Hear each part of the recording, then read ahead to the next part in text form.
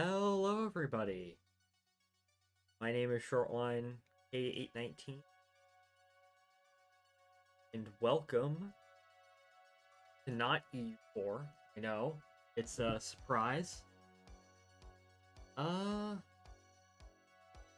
well, today we're gonna be working on our MIR-2 project. I think today we're only gonna do 2 missions. I'm gonna hold myself to that standard. Um. We're gonna do 2 missions. Base. Hello, Spud. Hello, Modern Warfare 2, my beloved. I know you're someone that I am familiar with from my Discord. I just can't remember who. Uh. So yeah, we're gonna continue our MIR-2 project. Today I think we're just gonna do a Soyuz rotation flight, and we're gonna send up Poisk MI-24. Okay, yeah, that makes sense. I was trying to remember. But anyways, here we are. Last time we played some Kerbal Space Program, worked on this project, we got the 2 large station modules up, the Power and Science platform and the Power and Propulsion platform. You remember. No, I did not. I forgot. Did you install conformal decal so you can make the Pizza Hut rocket? No, I did not. We're not gonna be just send that to me. Send the mod pack to me, and I will do it immediately afterwards. We're not gonna be launching any Energia today. We're gonna be launching a pair of Zeniths. Um. So. Yeah. Okay. So. Here's the station. Aw, yeah. Actually, if you send me over the mod pack now, I can install it, and we can put Pizza Hut on the Pizza Hut logo on a Zenith. In fact, speaking of I guess all things Russian related, I was actually kind of speaking of Pizza Hut because Mikhail Gorbachev. I was watching a documentary on the August coup right before this. So and now we're doing Soviet space stuff, the Kerbal Space Program, as part of my weird fascination with the former Soviet Union. Um, oh yeah, him. I mean, he did star in a Pizza Hut commercial in the '90s. Uh, but you have full permission to link that up. Formal decals. Okay. Uh, so yeah. So our next module, I think, we're gonna bring a Soyuz down, and we're gonna bring a. I think the next module is gonna be, Poisk, which is just another docking compartment. Wait, he did? Yeah. Fucking. You want to see the Mikhail Gorbachev Pizza Hut commercial? Let's go ahead and oh hi Star. Enough Kerbal Space Program. We're gonna be watching the that's the wrong thing. We're gonna be watching the uh we're gonna be watching the Gorbachev Pizza Hut commercial. I looked it up. Yeah. For whatever reason, Pizza Hut had a massive presence in 1990s Russia. How are you doing today, Star? Hope you're doing well. This is it. I would assume it's subtitled. Yeah, it's subtitled. Pizza Hut is crazy. Yeah. There's a on my way to the to Model Club, I there's this bank that was very clearly a Pizza Hut.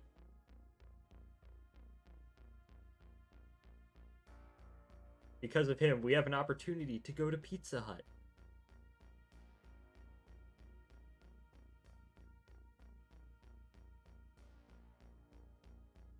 Uh, like Pizza Hut. Yeah. This is a remarkable ad. Yeah, this is the Gorbachev Pizza Hut commercial. When was this?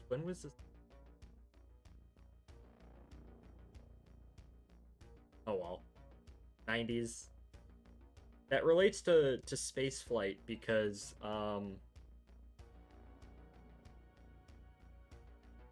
the launch of Zvezda for the International Space Station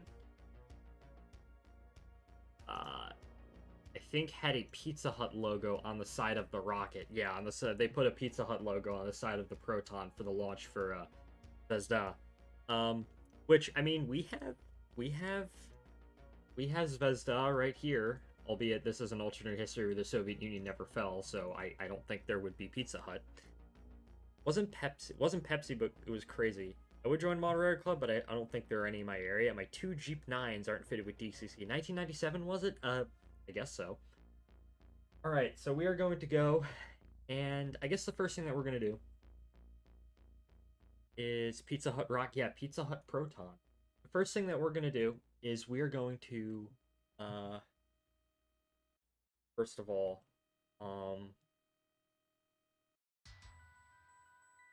we are going to, getting utterly distracted. Let me close Discord. We're gonna bring the Soyuz back. You can probably excuse it by just saying they went Dengus in this universe, like Gorbachev probably won it before it all fell apart. Yeah.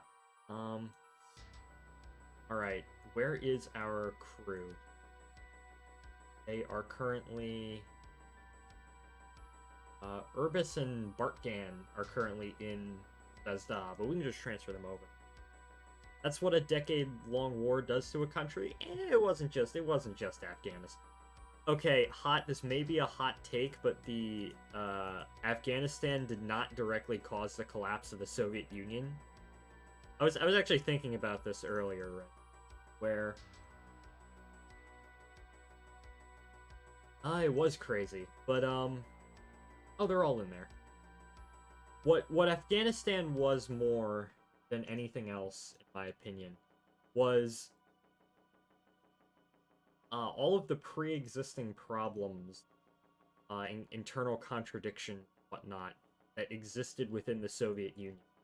Oh, we should probably bring up the other crew first before sending these guys down. Oh well, they're in their Soyuz. They're in their Soyuz anyway. So,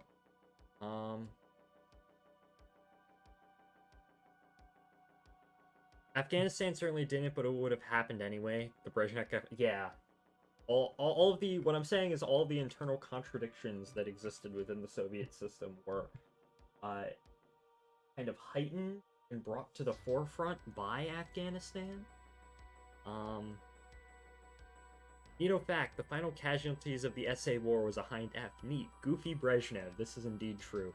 Mr. Eyebrows. Okay,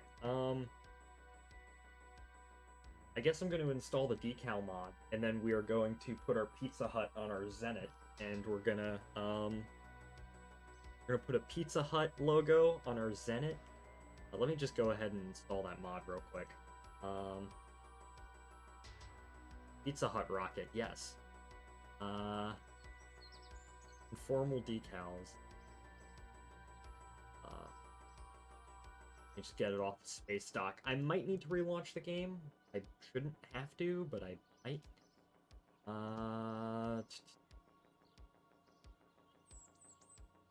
What's this screen? Oh. Pretty baller music. More recently, I haven't. Where's the KSP? Oh, here it is. I haven't really listened to Soviet-Afghan war. Why won't it let me open the fucking... Okay, here we go. Formal decals. No, I have not. If you want to send me stuff to listen to, go ahead. I mean, just DM it to me.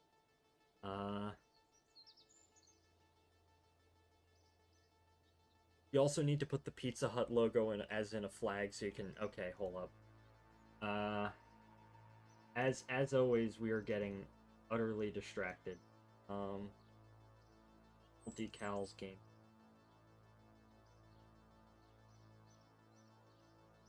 Formal details. Game data. Harmony, B9 part switch, yeah, already.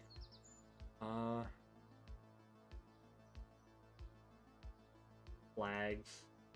There's the peel and stick flag. Under Shack. Plugin. Where's the Pizza Hut thing under? Parts.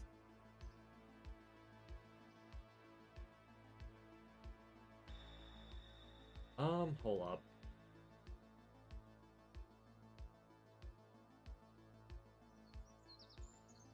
Pizza Hut logo transparent. We're just going to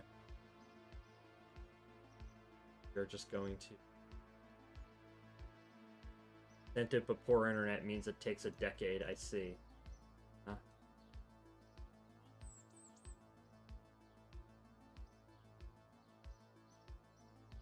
I am stupid and cannot find the Pizza Hut fucking thing.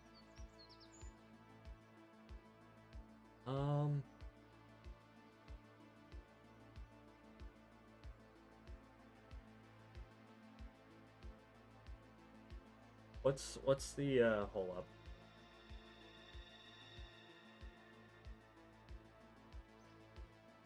I am looking real quick.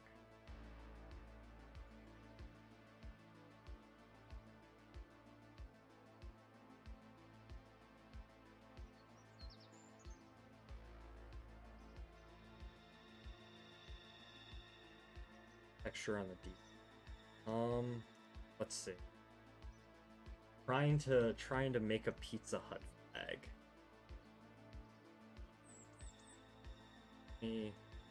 Let's go ahead and make this. Yeah, I know. I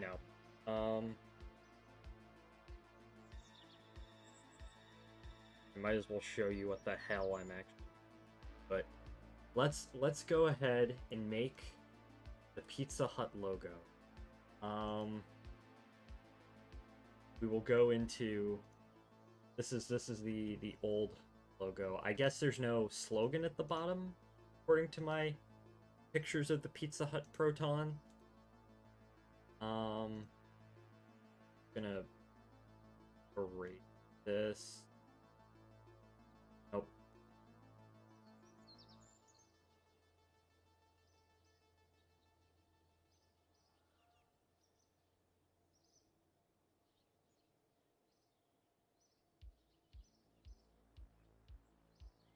And just to be sure, I'm also going to delete it. I'm also going to make it bigger so it shows up better on the whole thing.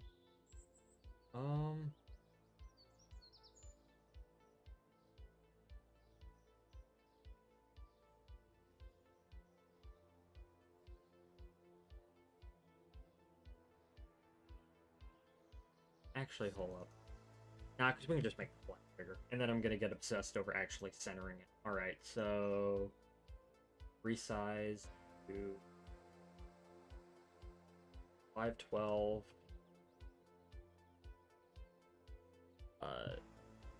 6.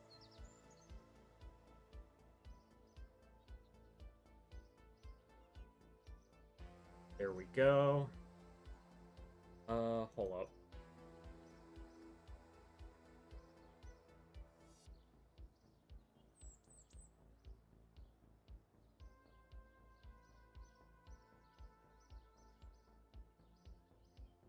Let's see. We're gonna save this as the Hut. Just Pizza Hut. I'm gonna save to desktop. Go into the KSP folder. We are going to go into. This is my. Your screen isn't bugged on anymore. Okay. Flag. Pizza Hut. Right. We're gonna relaunch. Now in there, we're gonna relaunch the game. Because I need to relaunch the game apparently to get this to work. Your screen isn't bugged on me anymore. Yay. Okay, so let me go into the black void ever so briefly. Kerbal Space Program, second install.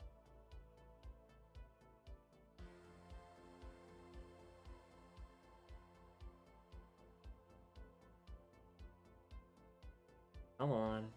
There we go. Yay, we are so back.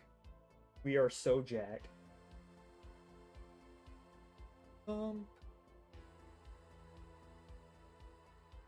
Yeah.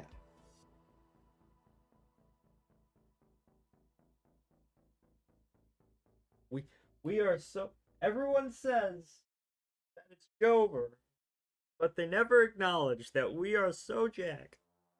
I don't know. That's my best. Truly, truly a moment. All right. Well, we are relaunching the game. So, the game is being relaunched. Uh,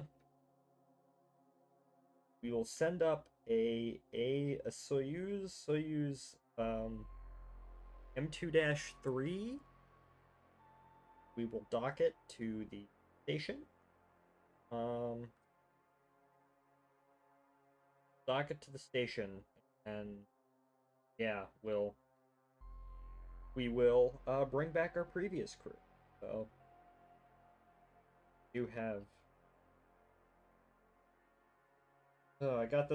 I got this new model in today, which is a boxcar. It's a Columbus and Greenville incentive per no scale. That is being added to the consist.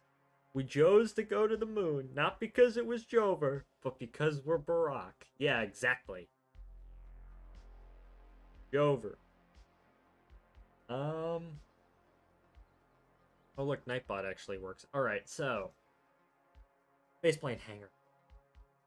We have spent the first 20 minutes just Pizza Hut. Alright. Alright, let's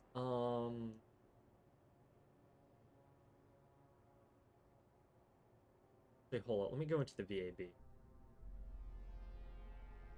Went to Wisconsin a while. Are an O-gauge Great Northern Caboose. Based. Uh Soyuz. Send it. Here's our Soyuz. I don't have any O-gauge stuff, but I intend to get more. O-gauge is fun. Alright, gentlemen. It's time. I think that flag show up. He's telling. Hey! uh it's upside down, but we have done it. Pizza Hut. I don't think I've ever been to a pizza. Does anyone go to Pizza Hut? Does Pizza Hut even still exist? That is a remarkable question that I do not have the answer. Oh, that is crusty. Yes, it does still exist. All right. Oh, that's not the right way around.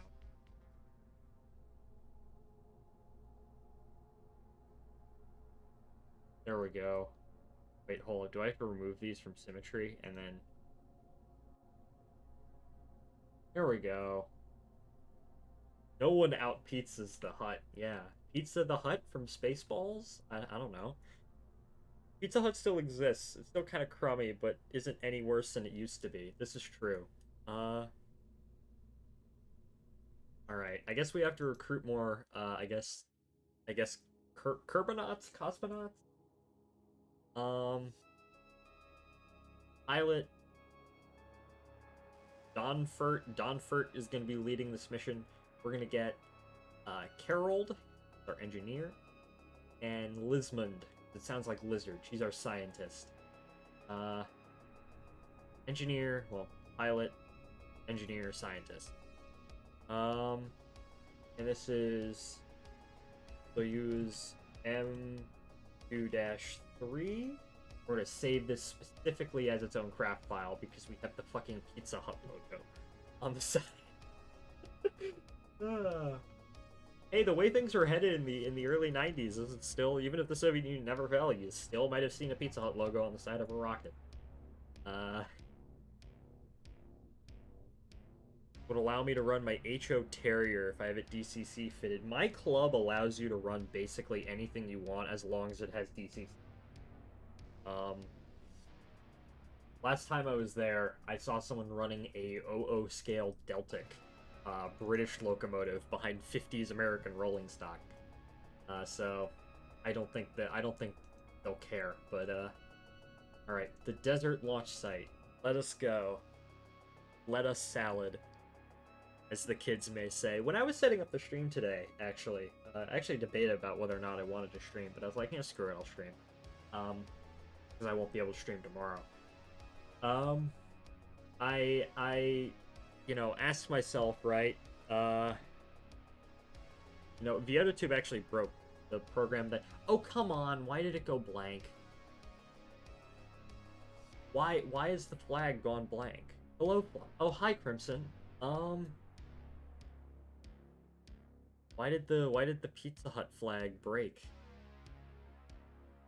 Did you install all the dependencies?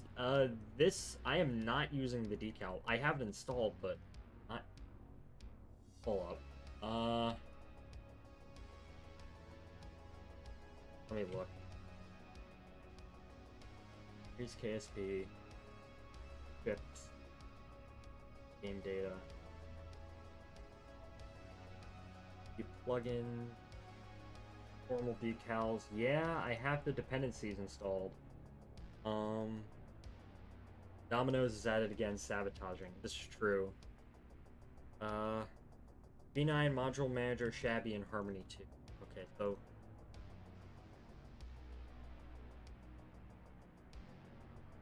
Harmony.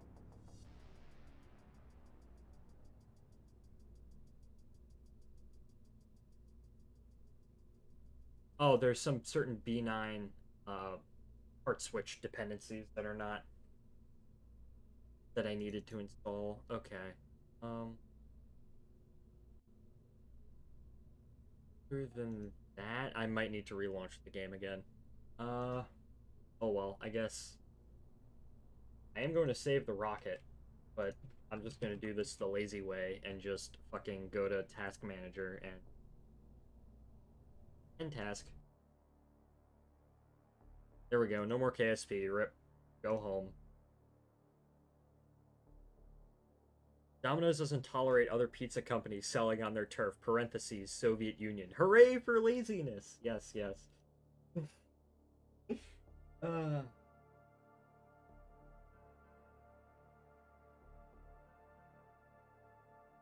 oh well.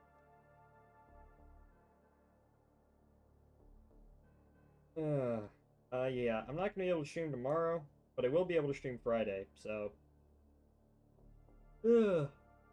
Me waiting for Time Rancher 2 to update. Supposedly there's gonna be a big update this fall, so we can get back into that. I might actually just restart my save at that point and just play from the beginning. Cross that bridge when we get to it. I may show up, I may not. Still haven't decided. I would like for you to show up, but it is not a requirement. Don't. I can't control what media you watch. Could be my own, could be someone else's. Yeah. Alright, bet. Yeah, I'm tired. I had work today. I worked, and then I came home, and then I showered, ate, slept. I didn't sleep, but who isn't tired? This is a true statement. All right, let's. It's been nearly 20 minutes, 30 minutes. We still haven't launched a single thing. Let's see if the frickin'... Actually, I probably shouldn't go into the faceplate. Which editor? I do go from energetic to E in seconds. Same average. How are you doing today? I hope you're doing well.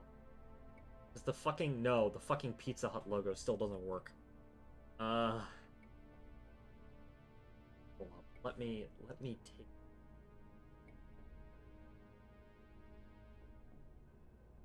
it. IDK then. Okay, so um let me go ahead and just take a look at maybe if I adjust it to take the decal off and then put it back on.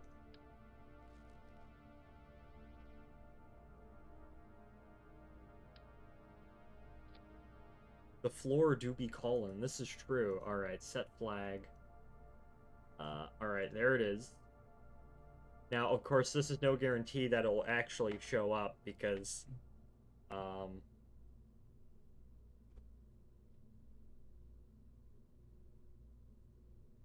all right,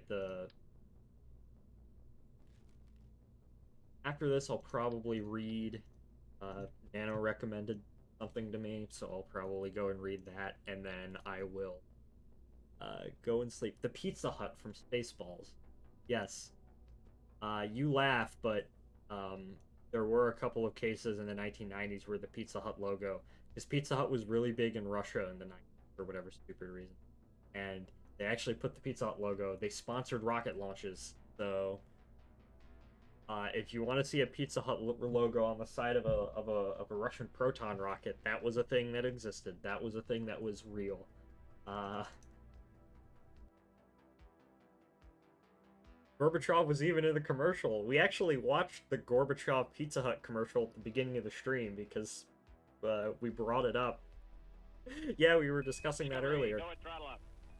Fucking the logo doesn't work. Okay. Gray, who followed Gray something? Gray Malat 2. Papa John's is better. Oh well. Thank you for the fucking D. Okay, sorry, we're not. In the interests of the stream, we're not gonna have Pizza Hut Zenit. I'm sorry. They out pizzaed the hut. Uh, like, can KSP stop out pizzaing the hut? For now, KSP is out pizzaed the hut. But later on, I swear by the next stream, I will have gotten this ready. Papa John's and a local pizza place are the only pizza that I like. I don't. There's a pizza store, pizzeria near me that I really like, and I only like that pizza. I don't like other. There's a local pizzeria that I really like, and the reason why I like it is because, in my opinion, everyone always puts way too much cheese on pizza. You know, it's effectively a cheese, a lot of cheese, a little bit of sauce, and an okay amount of bread, when it all should be perfectly balanced. And I'm like, so I go to this pizza place and they don't put too much cheese on it, which is great. I prefer minimal cheese on my pizza, right? Cheese should be a thin layer. Navy Honestly, Navy-based bowling alley pizza is good, but it absolutely crushes my stomach. See, people who eat straight cheese pizza are not normal individuals. I like a good thin crust pizza. I like thin crust pizza can be good.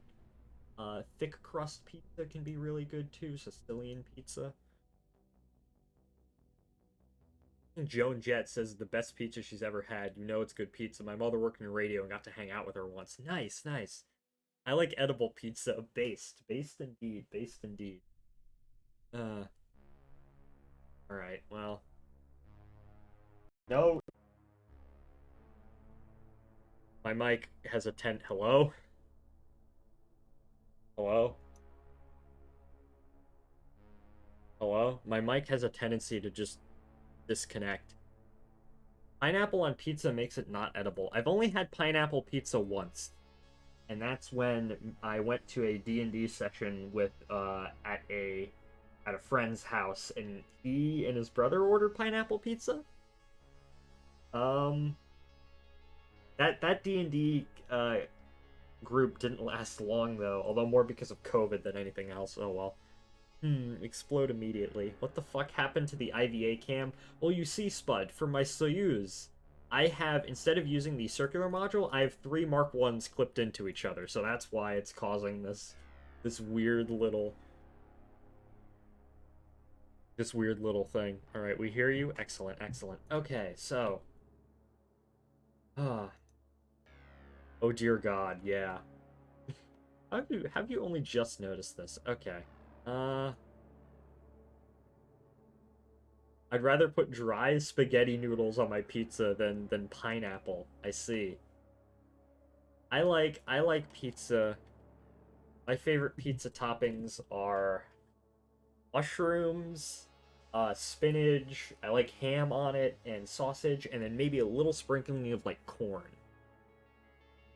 I have the engineer's voice head, the engineer's voice lines. Corn, yeah, like little tiny corn kernels you put on the pizza. It's great. I know I'm weird because of that. I'm weird in many ways, but that is certainly one of them.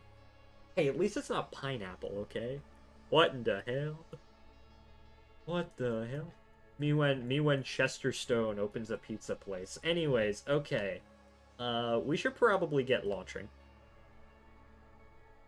So I eat pineapple bacon chicken pizza dipped in blue cheese and love it. You can't handle the cosmic truth, then don't search for answers. That is an amazing. Have you ever played Community versus X and Hail? Short line. I really do not like versus X and Hail. And I will be leaving it to that because I am putting chat away while I go ahead and launch this rocket. So, okay. 10, 9, 8, 7, 6, 5, 4, 3, 2, 1. Boost. Am I getting any sound from my KSP? Oh yeah, I'm getting sound. And we are off.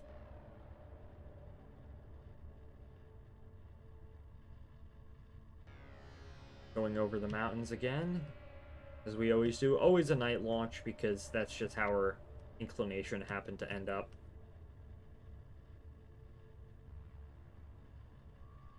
Uh,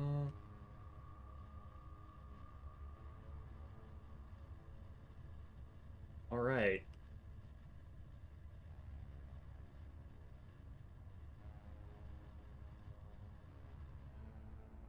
Probably should throttle back a little bit.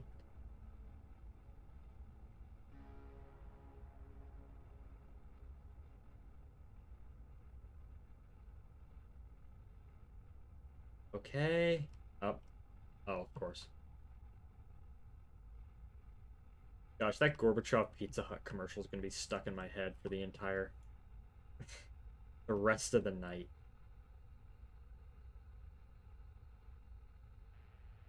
All right. So,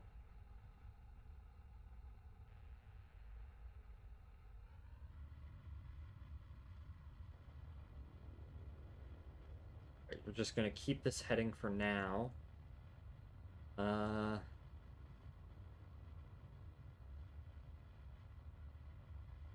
right. Coming up on booster engine cutoff or main engine cutoff. There we go. Now let's just pitch over. And then we won't do the launch escape system just yet.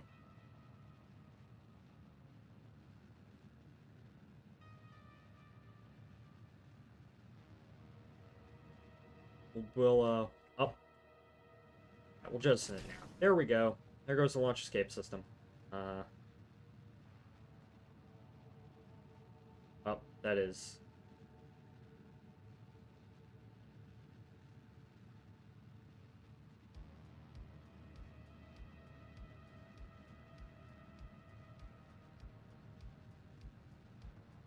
There we go. Cut off.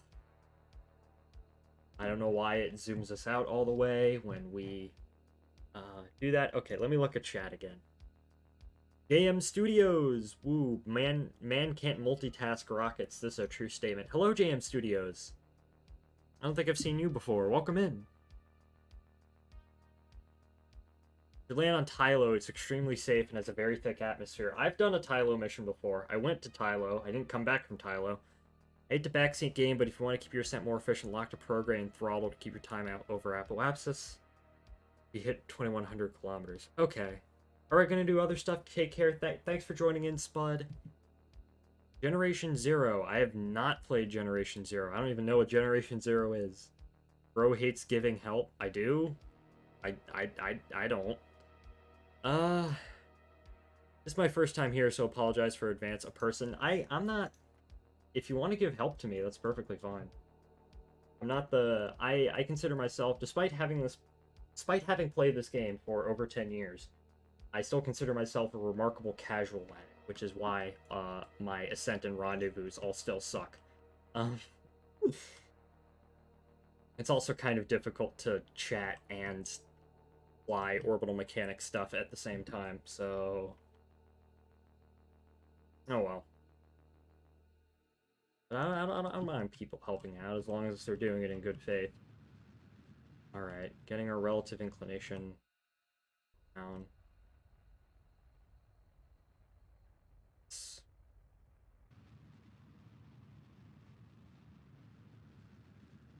Is this supposed to be a knockoff Shenzhou? No, this is just supposed to be a straight Soyuz. Um, I said that and I immediately got distracted. So this entire project, it's MIR-2, which was the proposed follow-on successor to the original Soviet Mir space station. Mir-2 was eventually merged with Space Station Freedom in 1993 and eventually became the ISS. Um, oh, the weird orbital module threw you off? The weird orbital module threw you off? I guess I can see that. The biggest change between this Soyuz and the Soyuz that has kept flying throughout our own timeline is the launch vehicle. The Soviets actually planned to replace the Soyuz rocket and launch the Soyuz capsule on a Zenit, basically. That never happened because Zenit was primarily built within Ukraine, and after the Soviet Union fell, um, obviously Russia and Ukraine were two different countries. And Russia did end up building a version of Zenit domestically in Russia. The plan to kind of replace the Soyuz rocket with Zenit kind of just ended up falling through. Skill issue, that's why their country collapsed. I have not bombed Shortline's rockets. That is a false statement right there. Okay, well,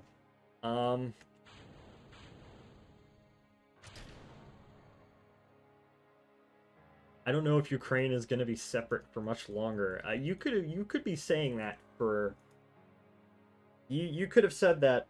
That is something that you what the fuck? I can't English. Uh, you could have.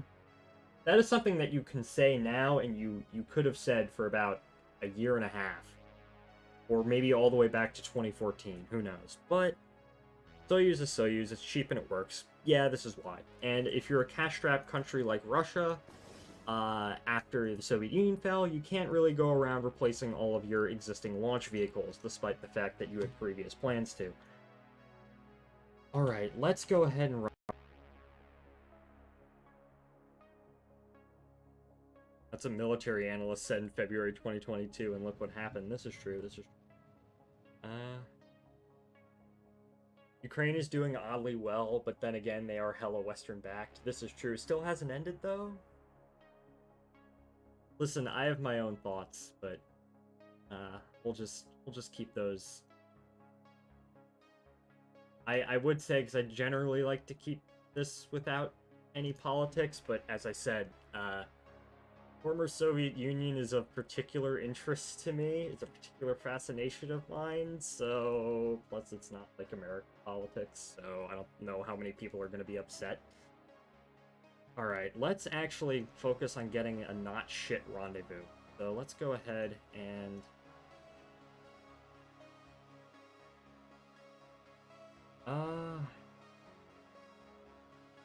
Set as target. Just see real quick, if we were to get just a very low energy transfer, what would it look like? Is it wrong to like Soviet rockets? No. My point is that if the conversation was going into a Russia-Ukraine discussion, and on the one hand, I try and keep this politics free. On the second hand, I am very fascinated by that. My like for the Soviet space program, I consider it wholly separate. I think you can like Soviet rockets and Russian rockets without necessarily liking, you know, the Russian government. I like Proton a lot. Proton is really neat. My favorite Soviet rocket is actually, I like Zenit. I like Zenit and I like, Energia a lot. Um, I like Soviet Russian equipment. That's roughly it. Yeah, that's a good way of putting it.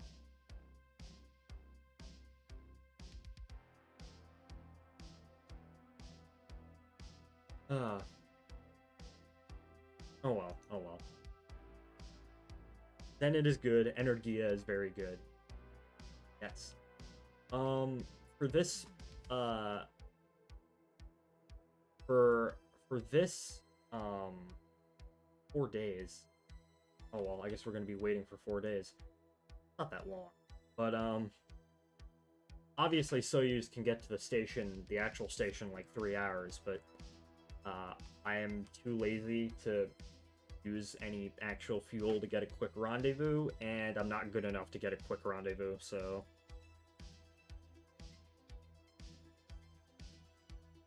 some of the bureaucratic shit the Russian military bureau still angers me. I like a lot of the weird, obscure medium lift things like Tileskin Dnieper. I haven't really looked into those too much. What I was getting at is because I'm doing this scenario where basically what if the Soviet Union never fell and the space program continued. Um, I replaced Soyuz with Zenit, and Proton has been replaced with Energia M, which was, they actually built a prototype and they rolled it out to the pad at Baikonur, and it's still out there even today, which was, let's take a whole bunch of Energia parts and make basically something slightly more powerful than Proton. So the only thing that I'm not doing, right, I'm doing MIR-2. I have Progress M2, which was the Progress with the stretched orbital module that they wanted to launch on Zenit. Obviously, I'm using Zenit as my launch vehicle. The only thing I'm not doing is I am not doing Buran. I will build an Energia at some point. I'm not doing Buran Energia. I will probably build an Energia at some point. Although probably more along the lines of the original, I think, Vulcan Hercules proposals, I think, where the second stage is just mounted on top. Because I don't have the patience or the time right now to actually build a shuttle. Why doesn't Russia try restarting the program? Which one? Which program? Oh, interesting, you're alt-histing it. Yeah. Which program are you talking about specifically? Because there's 1,000 programs that have been canceled. Uh, the biggest the biggest problem with the Russian space program is, other than corruption, is just lack of money. uh, the modern Russian space program, frankly, sucks for so many reasons. Um, Corruption, lack of money, lack of interest, especially now. Um,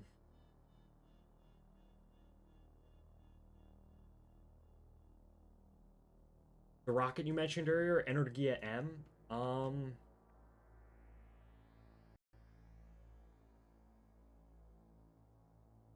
It was also just too expensive. Also because Russia has the Angara rockets nowadays, which effectively do the same thing that Proton and Energia M Proton does now, and Energia M would have done. So there's really no reason.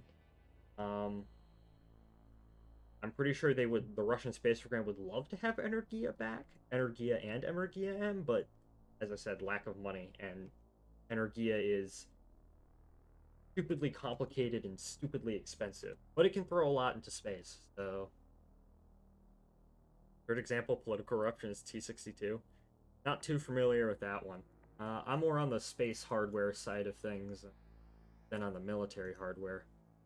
Alright, we are getting kind of a shitty rendezvous, but oh well. We have 1,000 Delta V.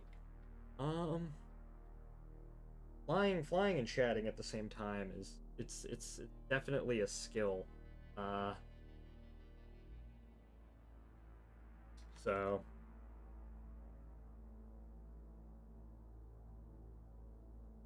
I'll look at target. Behold my amazing rendezvous. Just in reality a shit rendezvous. 20 kilometers away. Light turn off. Okay.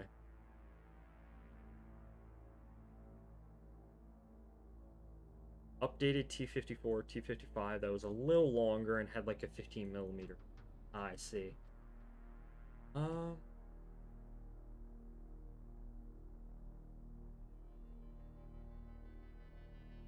let's see.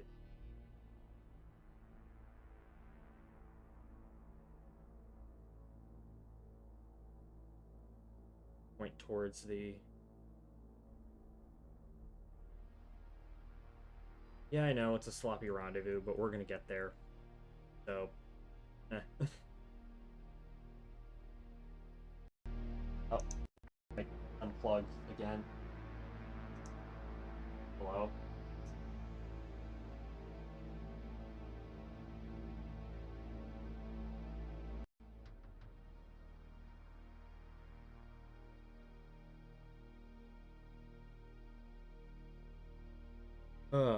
Let me see. The development of the 1.5 was a shit show from the start because some admiral saw the new NATO 105 and thought, make a new gun, 100 millimeters not good anymore. Mic works? Thank you, thank you. Um,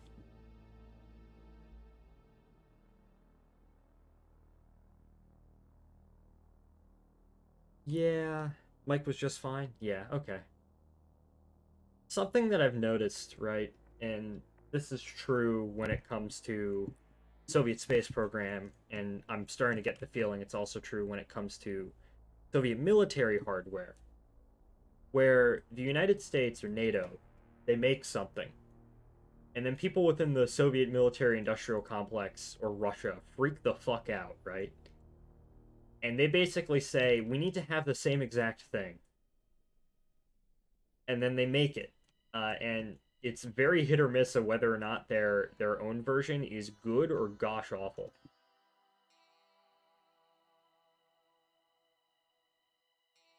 Exactly. Yeah, like the entire Soviet lunar program was like that, where the Soviet lunar program was more or less the Soviets had were always kind of more interested in, at least initially, kind of almost bypassing the moon and sending people to places like Mars or Venus with the N1 rocket.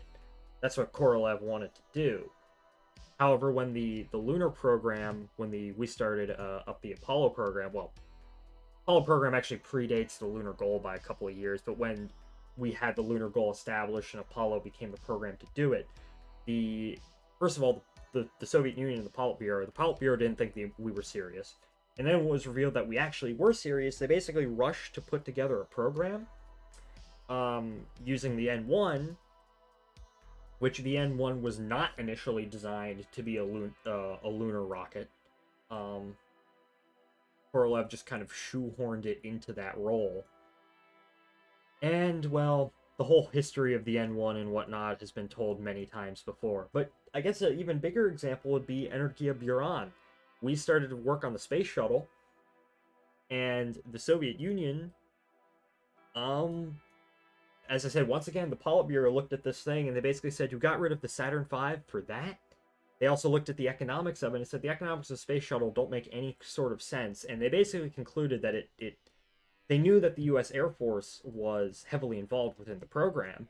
In fact, Air Force involvement is what saved the space shuttle from uh, nearly being canceled uh, before it even had a chance to really be developed. And the Politburo basically concluded that this is a weapons system of some sort. The sort of irrational fear, there were a couple of irrational fears. The first one, uh, well, there was one irrational fear and one fear that was slightly more grounded. The first one was that the space shuttle was effectively just an orbital weapons platform. That they knew that, okay, the Air Force, the payload bay of the space shuttle is 15 by 60 feet, right? And that was dictated by the Air Force because the Air Force wanted to launch KH-12, 11 and KH-12 spy satellites using the space shuttle and bring them back down too. So the Soviets were afraid that the space shuttle was effectively an orbital weapons system, and the idea was that it would drop out of orbit, and then it would drop nuclear bombs over Soviet cities, and then fly back, um, you know, several thousand miles, because that's a capability that it had, space shuttle had, and land at an American airbase somewhere, probably in Europe. That was completely irrational. The second fear was slightly more rational, which is that the Soviets were afraid that the space shuttle, with its robotic arm, could go up there and grab Soviet spy satellites.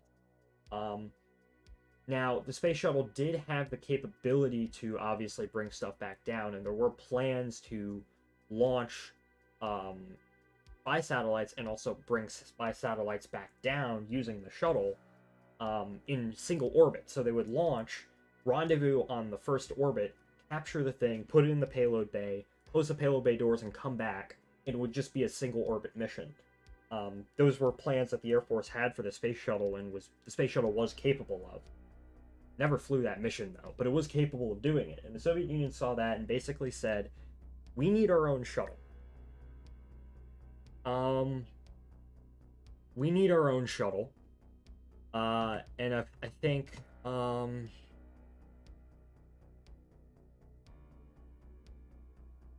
let's see. So Valentin Glushko, who was the head of the Soviet space program at the time, he had these plans kicking around for the Energia rocket, right? And he wanted the Politburo to come in and support Energia, the development of Energia. So he basically said, okay, here's what we'll do. Here's our response. We will cancel the N1. We'll cancel the N1, right? Because the N1 doesn't work. Vasily mission fucked it up and Korolev's dead, so it's not going to work. We can launch orbital weapons platforms that effectively do, using Energia. But the Politburo said, no, we want a space shuttle, or something like the space shuttle. So he went back and he proposed basically a small space plane, something about half the size of a space shuttle, that would launch on an Energia. Said, okay, this is your military space plane. Politburo said, no, we literally just want a space shuttle because we are afraid that the space shuttle has all these capabilities.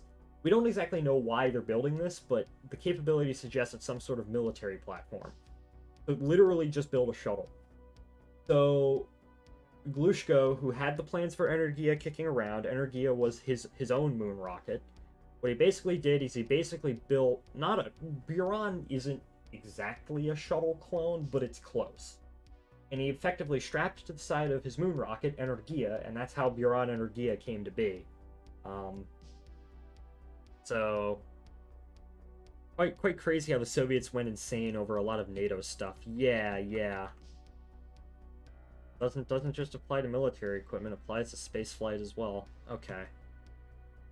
It was literally the Soviets didn't know what this. They were so confused by the space shuttle, they just assumed it was a weapons platform and said, we need our own thing. We need our own shuttle. And that's how Buran Energia came to be. And also with the kind of related, the Star Wars program here in the United States, obviously that involved orbital, proposed to use weapons platforms on orbit that would use lasers to shoot down Soviet missiles. And the Soviet response to this was Polyus. The Soviets just counteract possible captures by mounting explosives to the satellites, which they did, yes.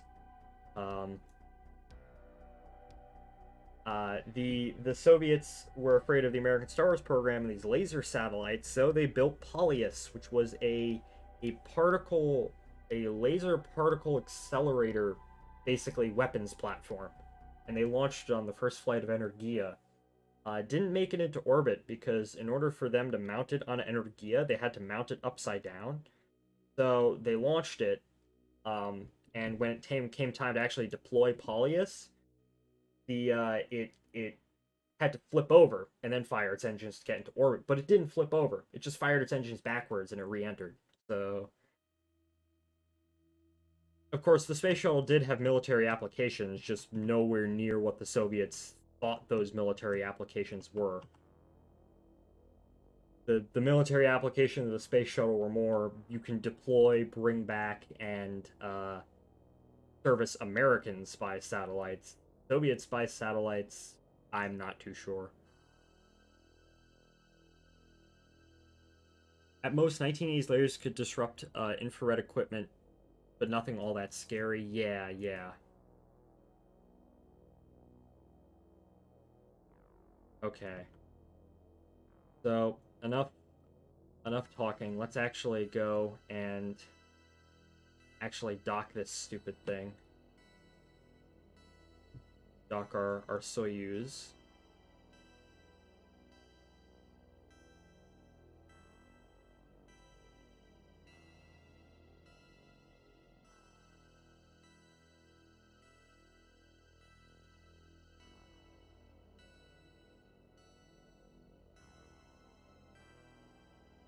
There's your very rushed history lesson. Oh yeah, spicy telephone poles, rods from the gods. Hey, if you have a crazy idea for something, crazy engineering idea, just go to the DoD. They'll probably fund it. They'll probably fund at least a study. Hooray! Yay! Okay, our Soyuz is docked. We now have, I guess, two Soyuz, a progress docked to the station. Uh, let's go ahead and take some screenshots real quick.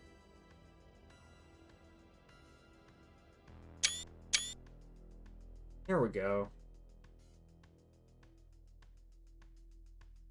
Alright, well, it is now time. A quick save. Are these guys all in? Artgan.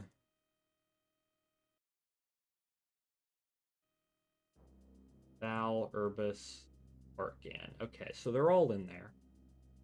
Let's go ahead and undock our Soyuz from the station, right?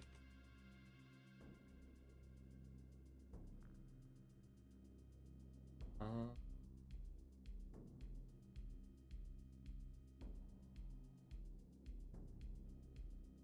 okay, our Soyuz is undocked. We are now pulling away from MIR-2. Oh, that accidentally turned on the heat map.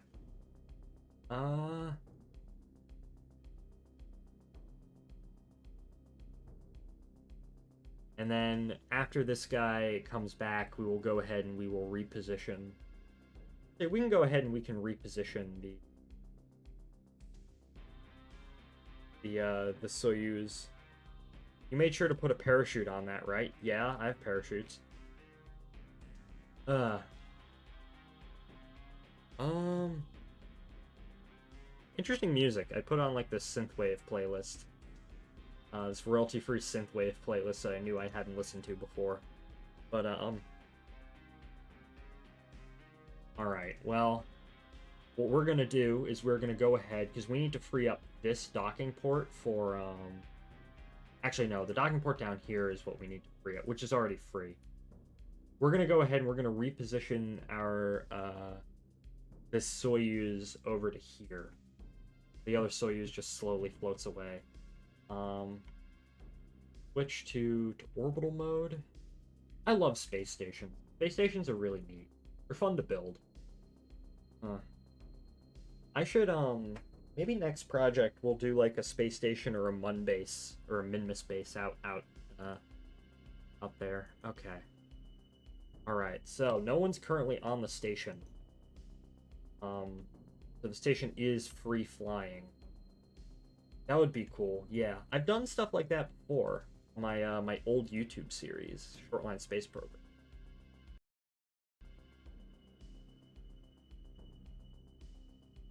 Kind of like I could take what I've learned from, say, that series and apply it to a new one. I'd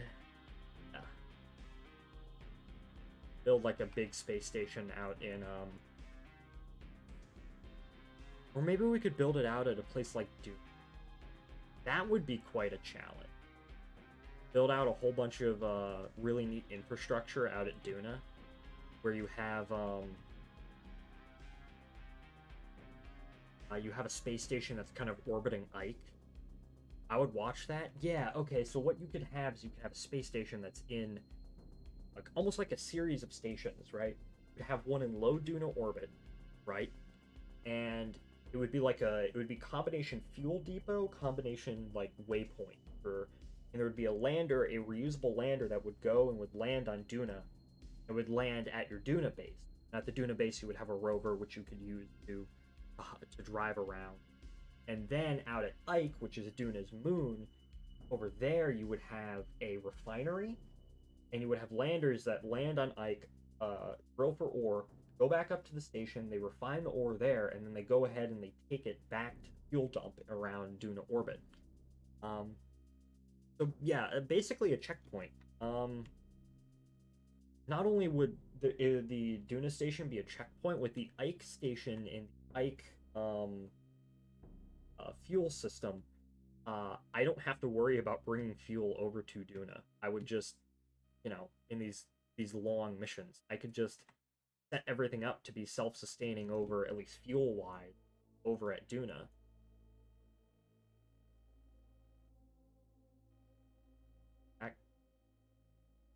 Hey, there we go. We have, yeah, use the planet's resources to your natural advantage. Yeah, indeed. Exactly what I would do. All right, so we've repositioned our Soyuz. Uh, let's go ahead and deorbit this Soyuz.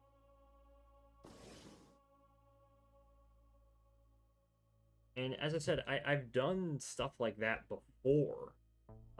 My old Shortline Space Program YouTube series, I did that around Earth or Kerbin, the Mun, and Minmus.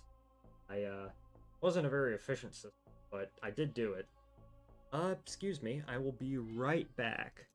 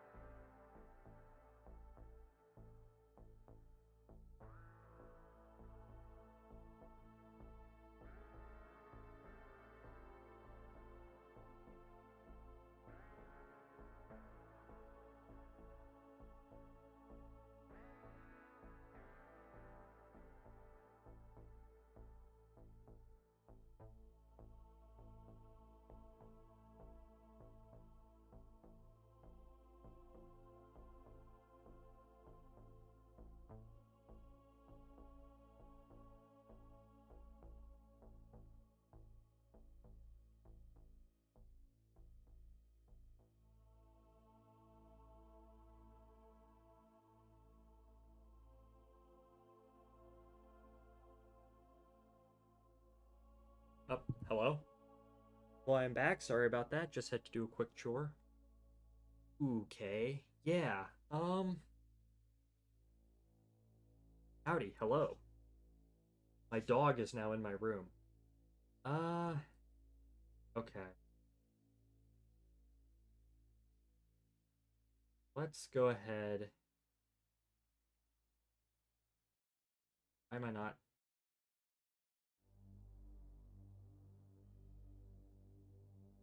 Oh, I was wondering why I wasn't able to. Or, no, I don't want to focus on. Focus. Okay. Let's wait until the landing site that we want to go at is in Dale. Right now it's in dusk. Right now. All right. So yeah, this sort of Duna. Uh, oh, oh yeah, we are floating next to the station. Um, so it is floating in and out of. You ever gone to the NAS Oceania Air Show before? I have not.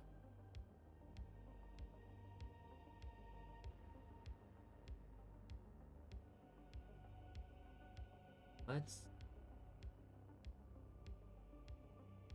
Okay. Let's focus on getting deorbiting this guy, right? At F-22 on. Um. Uh. Let's go ahead and in our deorbit burn.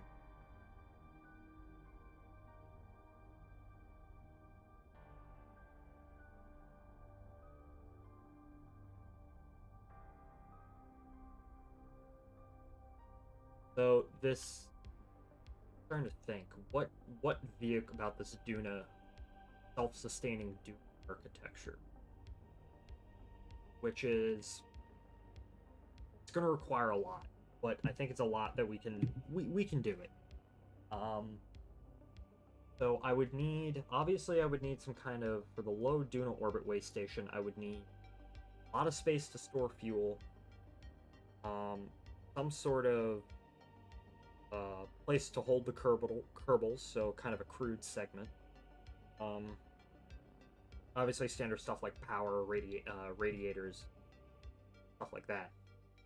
I would need some sort of reusable lander that could go from the way station to Duna, the surface of Duna, and back on a single tank of fuel. For the actual ground operations, I would need a rover of some kind, some sort of base. So that's already 4 different vehicles. I would need a space tug to get around from Duna or various Duna orbits and to Ike. That space tug, I would have versions capable of carrying both fuel and crew and payload. Then I would need a station around Ike that can refine and store fuel. And then I would need landers that would go on the surface of Ike, get fuel, or get ore, bring it back up to the station around Ike, and refine. So that's a lot of vehicles. So,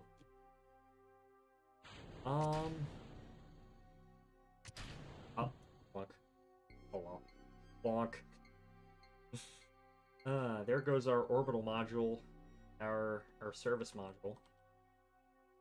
So how many vehicles is that? So 1, 2, 3, 4, 5, 6, 7. So I need seven vehicles basically in order, or 7 different types of craft.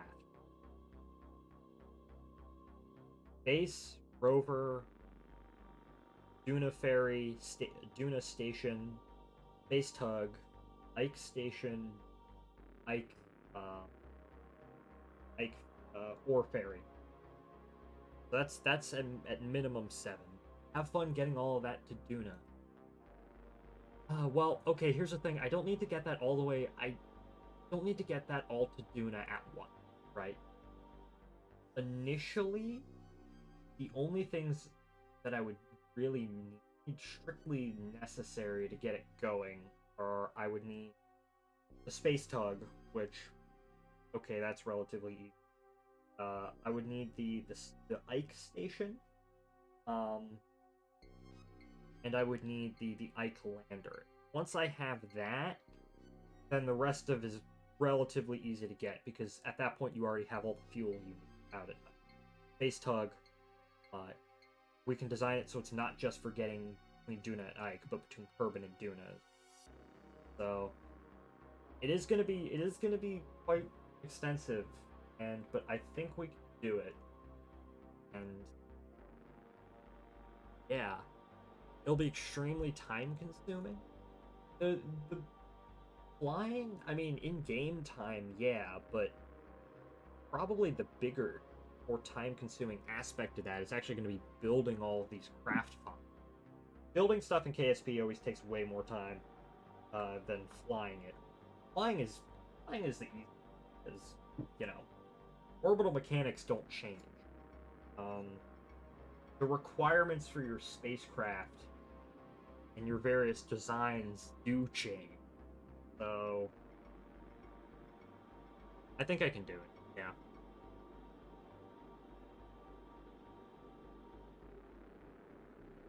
Uh,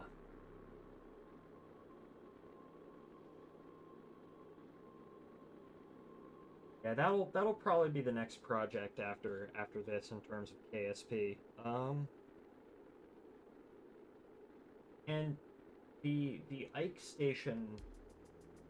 Remember, the Ike station is mostly just going to be. Actually, both the Ike and the Duna station are mostly just going to be fuel tanks. You can send those over empty. The only thing we really need to send over full is, I guess, the initial ore lander. The initial ore lander we can send over full because then we can go down to the surface, harvest ore, go back up to the station, which is going to be completely empty, and then we can just start refining ore. I might need to build the Ike station. I would probably the Ike station and the Duna station are probably going to be built. We could assemble those in low Kerbin orbit and that bug. Um.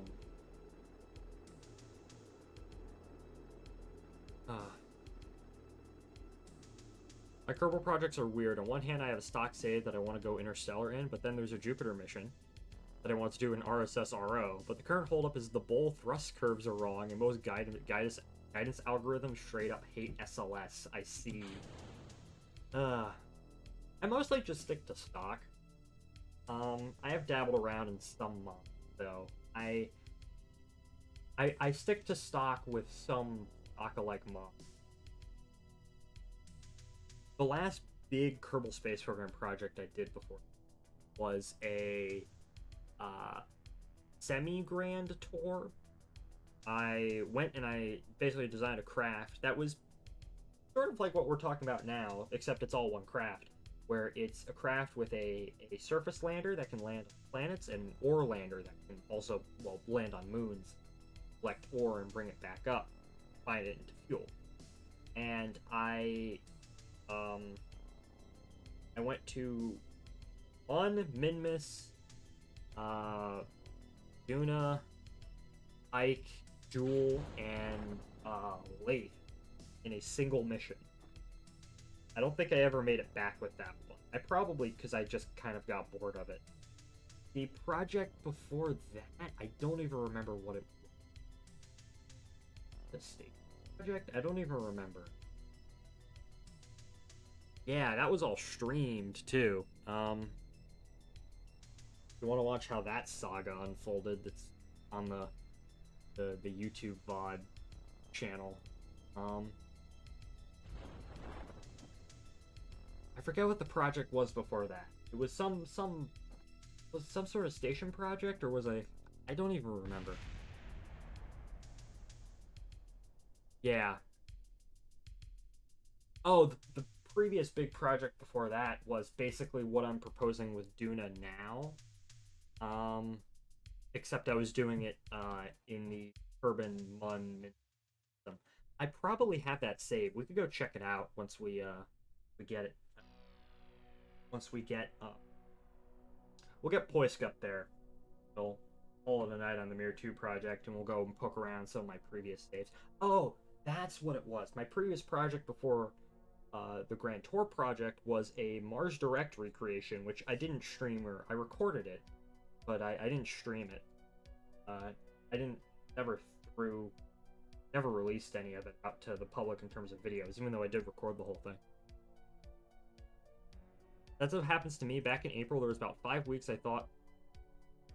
all I thought about was this rocket engine I was designing, but as soon as I got the heat transfer, my brain broke. I just made the spreadsheet for gas slider heat transfer and then put it away. I see. Well, here we are. Here is, these guys are back. We are so back. Brain malfunction go burr. Brain malfunction go burr a lot, especially when streaming.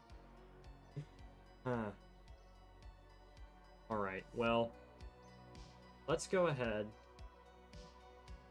and we will go ahead and we will launch Poisk. Actually, before we go ahead and launch Poisk, I'm actually going to take another break and go get some water because my mouth is really dry, so I'll be right back.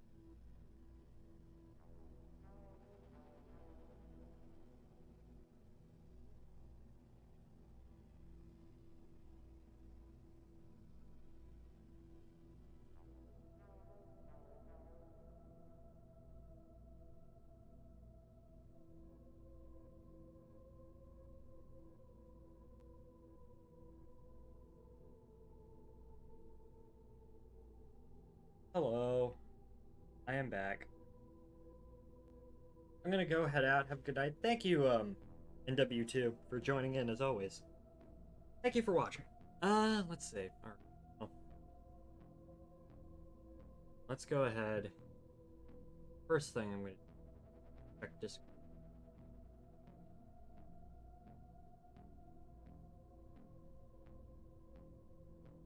It's return middle. Wait. Oh wait. Now you're kidding.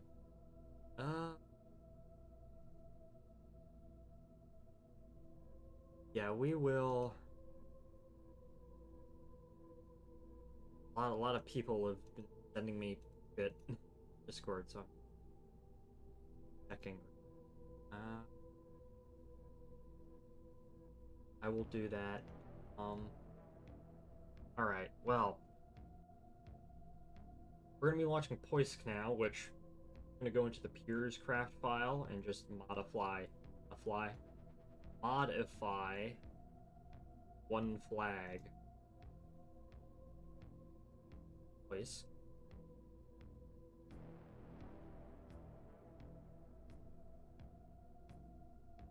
Poisk. Polygonal Poisk. This is true.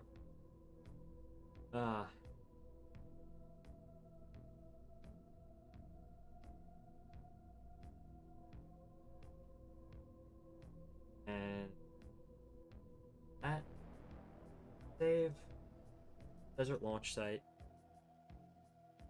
I remember some old RO video where someone did a space station that was literally just a lander can. Huh. That's kind of neat.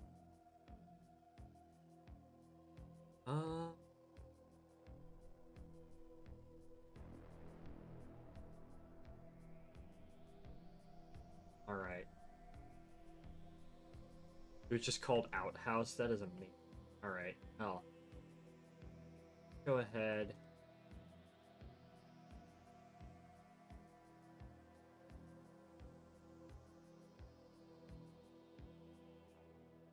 Oh, look at that. Oh well. Anyways, 10, 9, 8, 7, 6, 5, 4, 3, 2, 1. Boost. Here we go.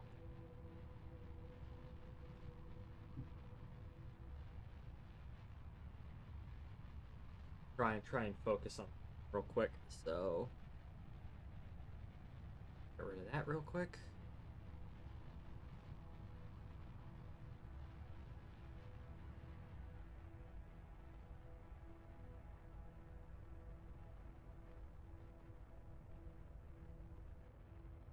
Is going to pass over, so we do have to go a bit quicker.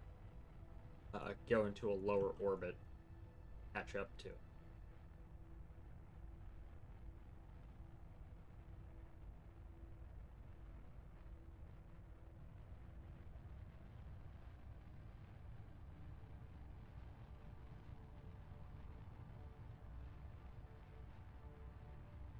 I still really like how this turned out with the flags on the side.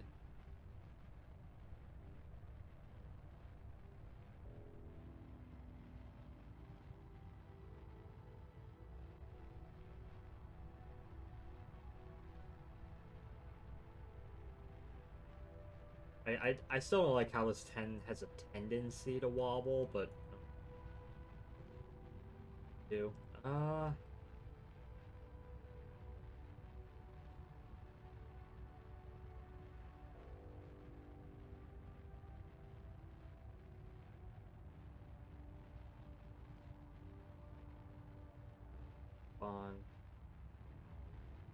Off.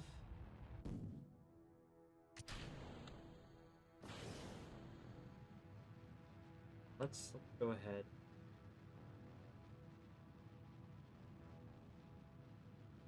Do a bit of a dogleg here.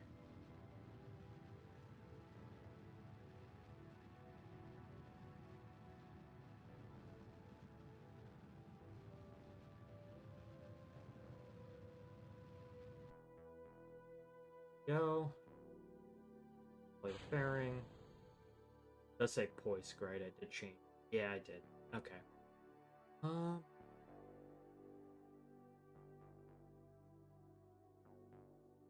Hit 10 kilometers, lock to prograde, and throttle to maintain time to apoapse. Works really well. Okay, okay.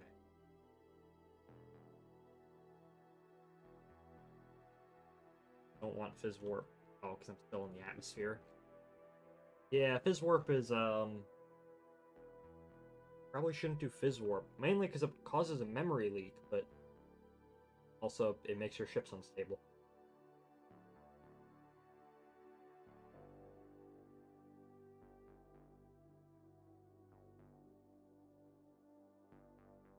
Where I've squeezed a good 300 to 500 meters per second out of some rockets. That's actually neat. It's actually really useful if you're Delta V constrained.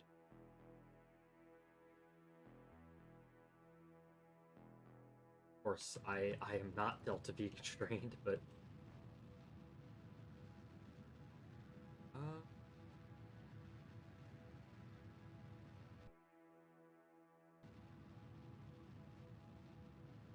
no, still not exactly up relative down. Go. Oh, hold up, my dog. Excuse me. Not going to be right back.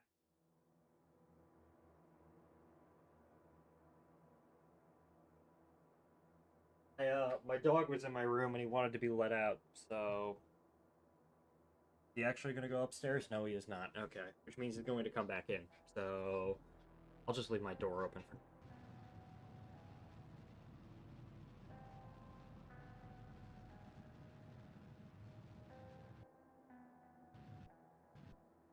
Okay. Oop.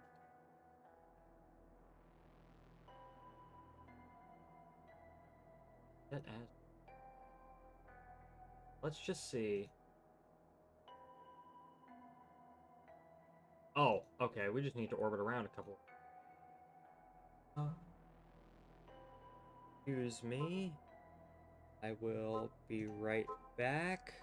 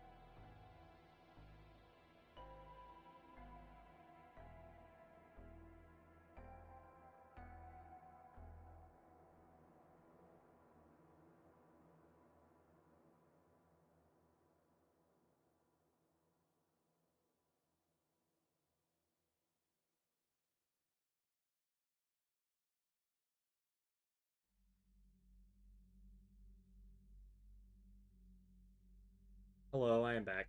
Sorry about that again. Someone calling me. Well, let's just go ahead and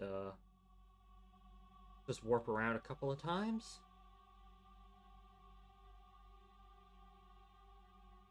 Oh. Oh, I totally forgot. Okay, we need to get rid of that upper stage.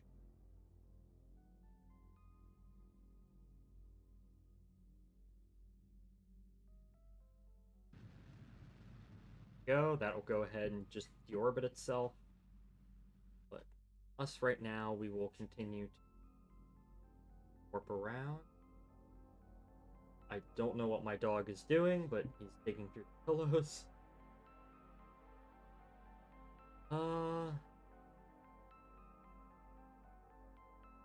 Close of a rendezvous do 0.5 kilometers? That's really good.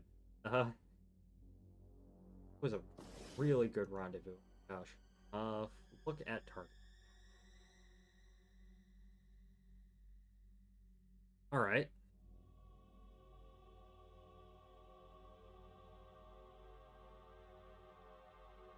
Oh, now my dog has gotten up again. Go out. No? Okay.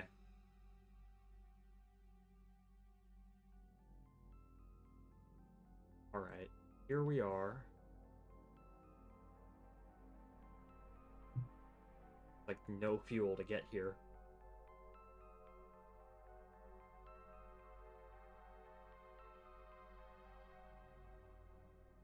Some nice semi-appropriate music. Oh, no, he does want to go out. Okay, give me... Uh, I... I don't like to have him in here while I'm recording because he will just get up and scratch at the door.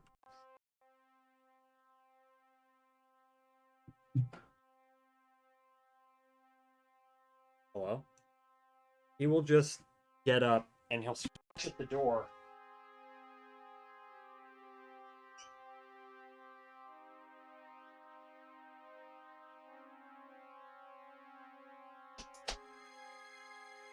And then I'll open the door for him and he'll just stand there like a complete idiot. And it'll have wasted my time. Oh well. Let's see. Okay. Hello?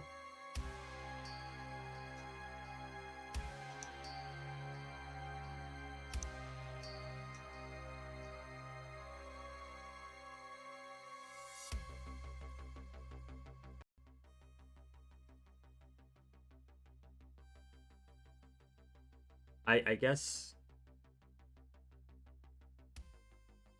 I've been having some technical difficulties because oh well. Apologize for that. Anyways, let's get this thing docked.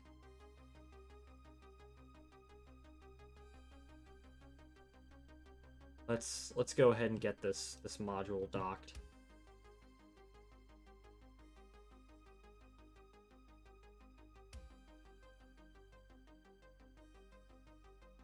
Come in, slide past the station. Oh, that looks cool. I'm taking a screenshot of that.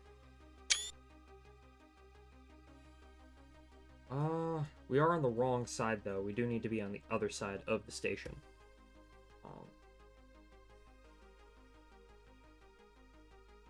So let's just slowly come to a stop.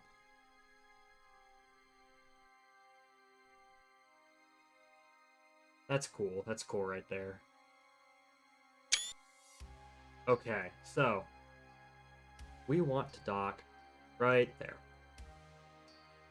Now, obviously, we can't just fly through the stations. We are going to have to fly somewhat around it, right?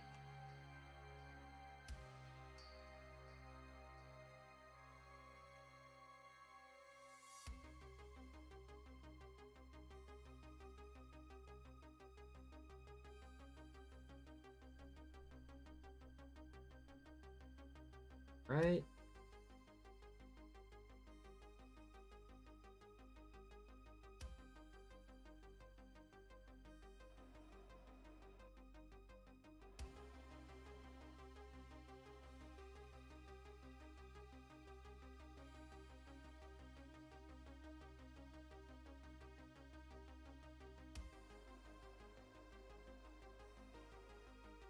Gonna fly underneath.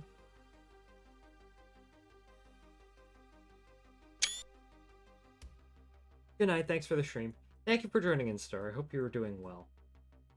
Hope you enjoyed.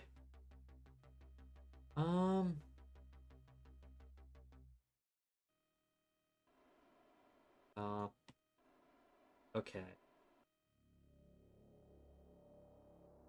Wonder if Nano is still streaming. Might still be streaming it. Playing Mario and Sonic, the Olympic Games 2012. Alright.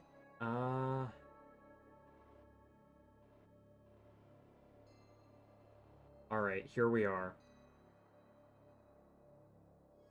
Point at the target.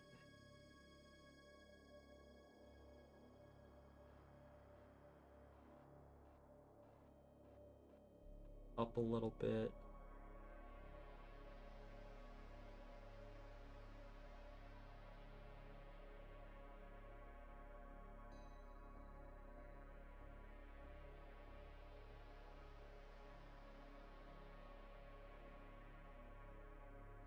Okay.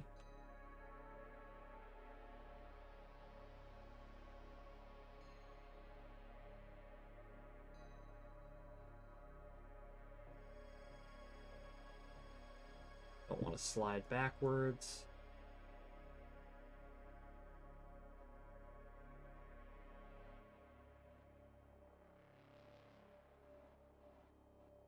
Want to slowly slide this way.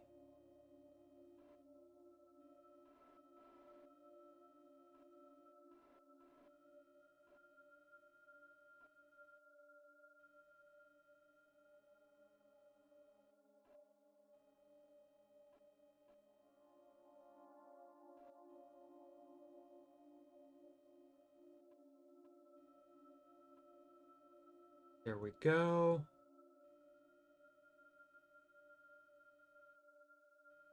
All right, hands off.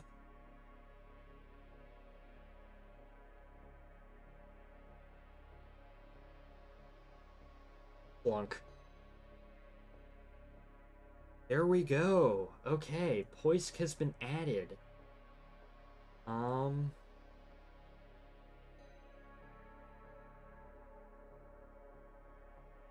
That is not terrifying at all, but oh well.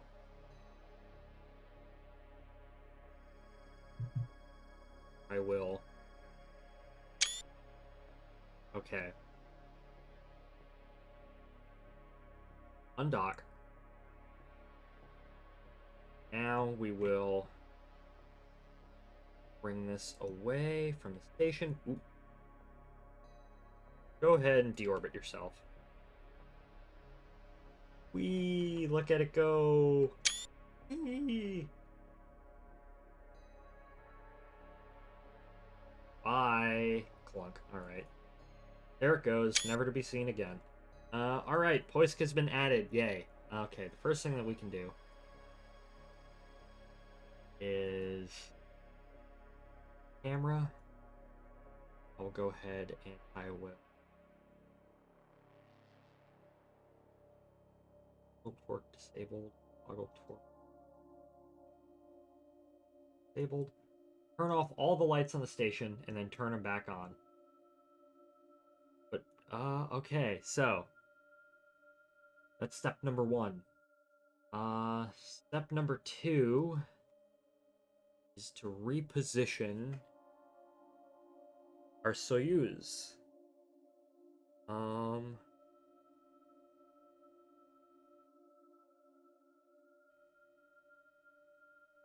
So I know my crew is on board Soyuz.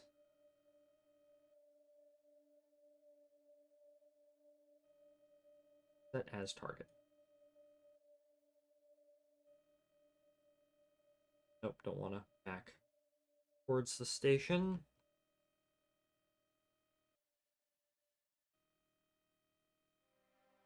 Okay.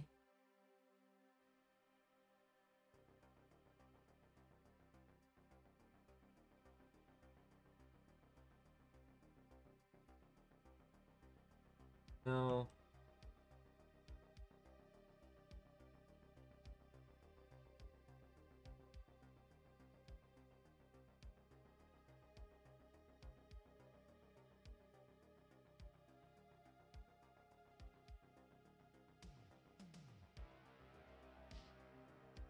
Hold up, I'm trying to remember. Oh.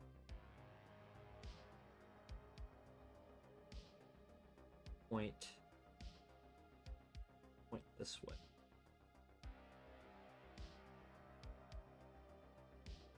Nope. We go slide back.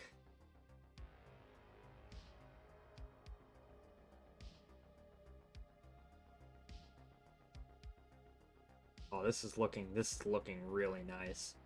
It's so satisfying just to see a station slowly come together.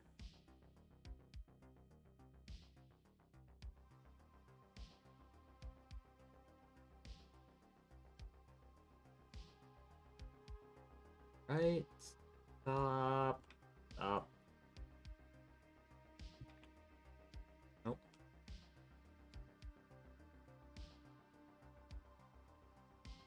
Alright.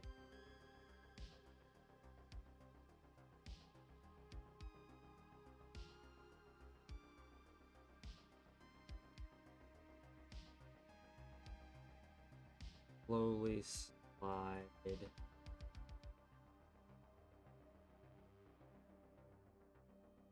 Nope.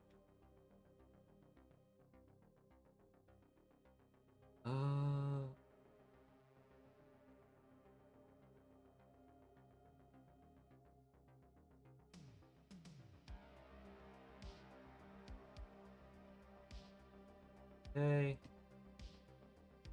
We lined up. I think we are.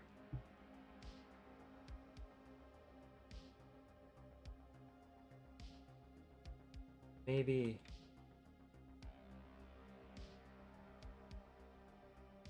Oh, hold up. I kept forgetting the controls all of a sudden.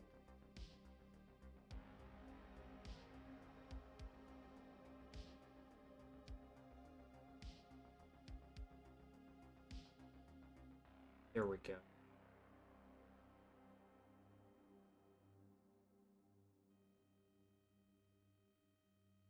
And there we are.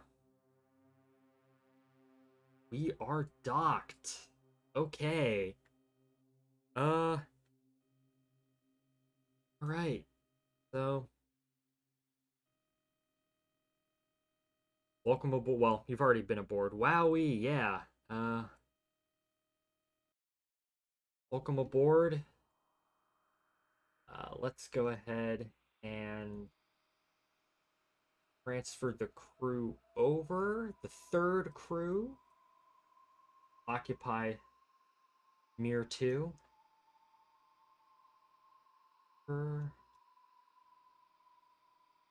Transfer. Always just transfer them over here.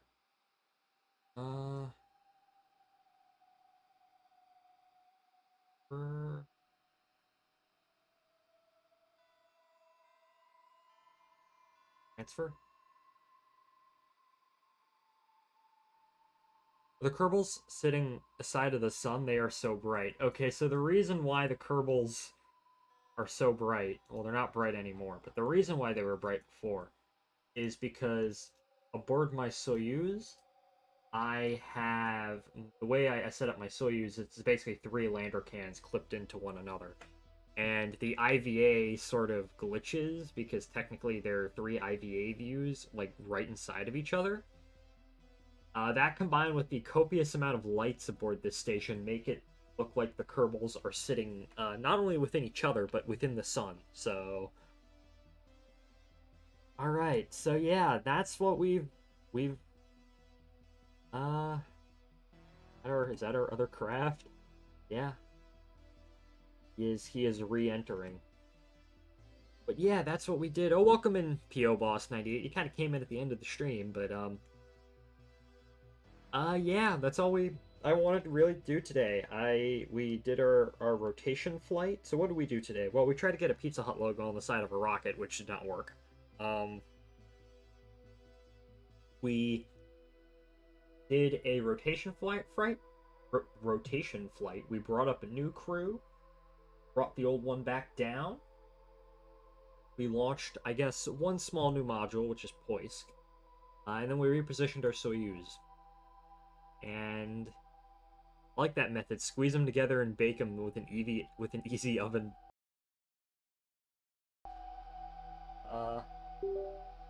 Yeah. Hello? Okay, yeah.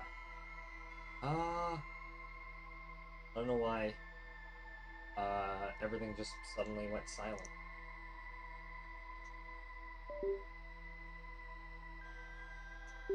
Hello? Hello? I appear to have broken. That's a good looking station, thank you. I don't know if you can, I assume you can hear me right now, but as of right now, microphone. I think my mic still works, yeah. Oh well, I guess I'm using the power of telepathy instead of talking to go through your mind.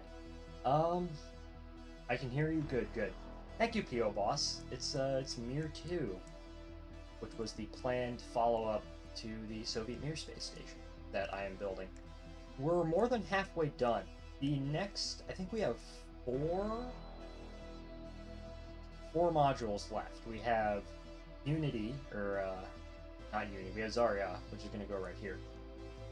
And then we have 4 research modules that we're going to attach to the side. Um, counting progress flights, Soyuz flights, I'd say we're about halfway done with the station. Um, I would reckon we're about halfway done, which is really nice. I don't know. Hold up.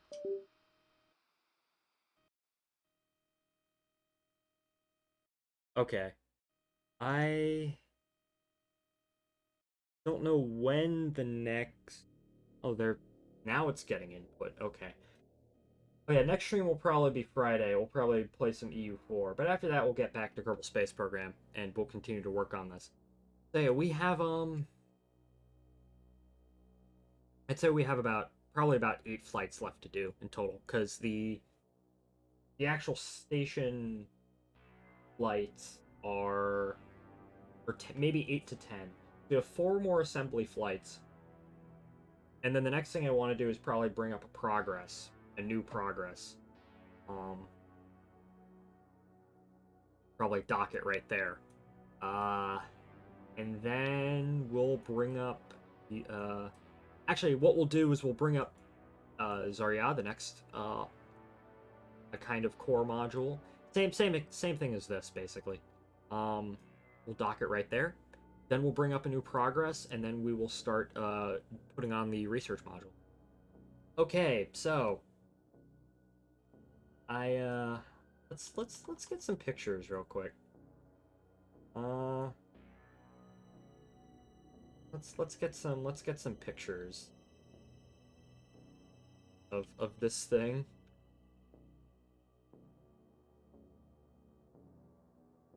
Oh, that is nice. All right, so I did promise that I would go and show one of my other save. Excuse me. One of my other save games, which was a older save game that I worked on in I think like 20. Actually, I can check real quick. I worked on it in I think like 2021.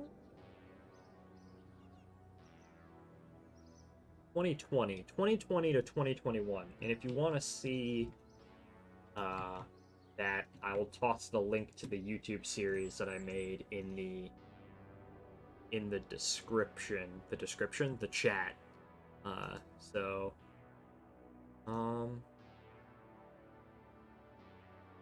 and this was basically a series where I was focusing on building out I have to go into my main KSP save because this is technically a secondary install. I was focusing on building out infrastructure. So I had a station in Kerbal orbit, I had a station in Minmus orbit, and a ferry system between them. And then the Minmus orbit station was a refinery. So um, I would basically mine ore on the surface of Minmus, refine it at the Minmus station, and I'd bring it back to Kerbin. And then my eventual goal was to eventually go out to the Mun, start setting up bases on the Mun and Minmus. But that never. I just kind of got bored of it before I did this. Let's. I am loading into my other. This is my other KSP save, the one with this save game. I do have a fair few number of mods installed in this, so it is going to take a hot minute to actually load. Don't remember if I have Blue Dog Design in this. I think I might.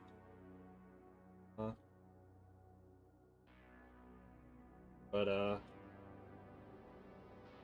I certainly do have a number of mods installed in this. Ow.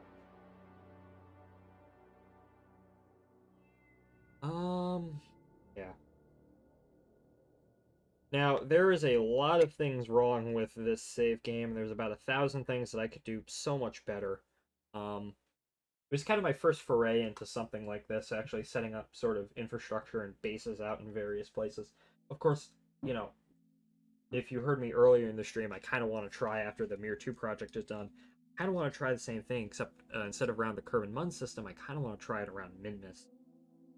Set up a station out at Ike that refines ore into fuel, and then transport that fuel back to a fuel depot in Duna orbit, and then I could have a lander that goes down and stuff like that, where I can go out and explore the surface of various places, various parts of Duna. It would be cool to set that up and then go and try and find all of the Easter eggs. I want to turn Gilly into a golf ball. This is true. Uh, Gilly is actually just a golf ball. Too bad the planets are on rails in this game, so you can't actually turn Gilly into a golf ball. Oh, there was a Kerbal Space Program series a really long time ago. It was by Alamon. Um, he was a pretty nice guy, but he his big thing, the point of his series was asteroid mining. So what he did is he tweaked scale or what's the name of that? Hyper-edit. He hyper-edited Gilly into an orbit around Kerbin. And what he would do is would go out, fetch asteroids, and then bring them to Gilly, and would just mine the asteroids out on Gilly. And it was a really cool idea. It would be useful. It would be good to mine out the useful resources till I can kick it out of Kerbin's SOI. Alright, so the save game, I have a couple of saves. The first one, Gilly and Gilly's Babies. Yes, yes, indeed. I don't remember what it was called, but Alamon was the guy who did it over on YouTube. I don't think he's made videos in a long time, but I might be wrong. This is like 2018. The so this was the save for the series that I linked up. This was, I guess, one of my large projects at the time, which slowly stalled out because I kind of got bored of it. Let's see. Tracking center. So um the main centerpiece of this was Columbia Station. So you just saw one of my more recent space stations. This is one of my older stations. And then I actually have a save game before this, which has even older versions of my stations. But this is Columbia Station. Sort of looks vaguely familiar. The game really likes to just freeze, but this is Columbia Station. As you can see, I have this big truss segment with these fuel tanks. These have Rockomax 64 fuel tanks in them. I have this Convertitron and this large holding tank, which, in retrospect, these are completely useless on this station. This station does not do any refining whatsoever. You have this over here is supposed to be what goes back and forth between the Mun and Minmus. This is the transferring various fuel. This is a space tug over here. And then you also have miscellaneous upper stages, which are also space tugs. On my upper stages for my rockets, I put SAS and fuel on them so they can act as kind of mini space tugs. Crew compartment here is a kind of my dream chaser sort of deal. So this was Columbia Station. This was kind of the centerpiece of this save game. And then over here, this is dope. Yeah. Then let's see. Let's just go craft by craft. I had Moho Express, which is what I was doing when I abandoned the save. This was the project that I was working on, where it has lights. It does have lights. This was basically, I was preparing to send probes out to Moho to kind of go and explore Moho with the eventual, like, really on down the line ambition of colonizing it or setting up a base there. But I never, excuse me, I never really got to that point. You have my really shitty relay network, which is literally just a single relay. Uh, there's two relays. There's one between the Mun and Minmus, or yeah, relay 2, and the one between the Mun and Kerbin, which is relay 1. I forget what these relays actually look like. Logistics systems are my favorite thing to do in stock. Yes, yes, I love space flight. Like oh, the relays are fairly simple. I love logistics, just logistics systems in general. Hell, I'm going to college to get a degree in logistics. Um, my other big interest is railroads and trains, and that of course has a lot to do with logistics too. Um, but this was I love set of space stations thing. Same. It's my favorite thing to do in this game. I like screwing myself over with poor relay networks. Yeah, I screwed myself over with poor relay networks too. Um, this was Mun Express, which was a uh, basically similar to Moho Express, going out to the Mun. Trains are neat. Don't know a lot about them. That's fine. That's fine. This was Mun Express. Basically, I sent out a whole bunch of probes and whatnot in preparation to eventually explore the Mun or colonize. That was the next thing I was going to do in this save. Um, God, looking at this now, I could do so much better. I could do so much better. Uh, oh yeah, this was one of the scanning probes for the Mun. I did actually put down a small rover. I sent a probe to Duna. It lost connection right at my maneuver node to capture it into an orbit. Oh, that is pain right there. I know that feeling. Um, the relay system that I set up. Excuse me, I'm tired. It honestly sucks, and it's not how you're really supposed to do relay systems, but it gets me like coverage 90% of the time. Yeah, this was a rover that I landed, and I started screwing around with it on the surface, but I don't think I ever really did much to it. I still like the design of this rover to this day.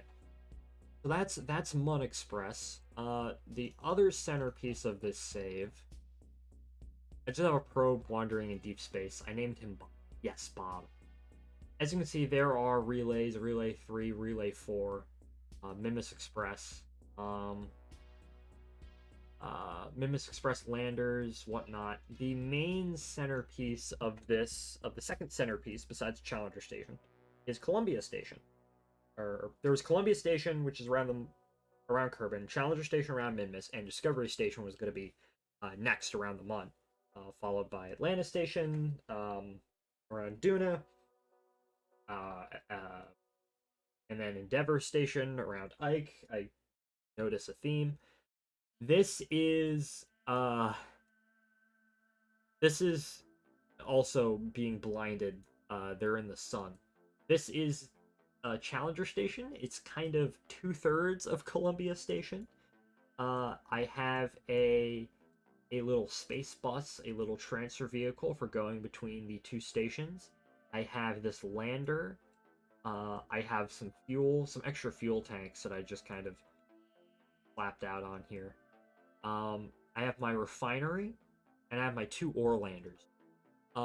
Now, at the time, as you can see, a lot of this is really jank. If you look at the solar panels, as you can see, some glitches started to occur up here relating to the solar panels, which kind of sucked. I did actually set up a very, very rudimentary, almost kind of proof of concept base called Pathfinder base. And part of the reason why I stopped working on this save was it started to become very glitchy for whatever reason.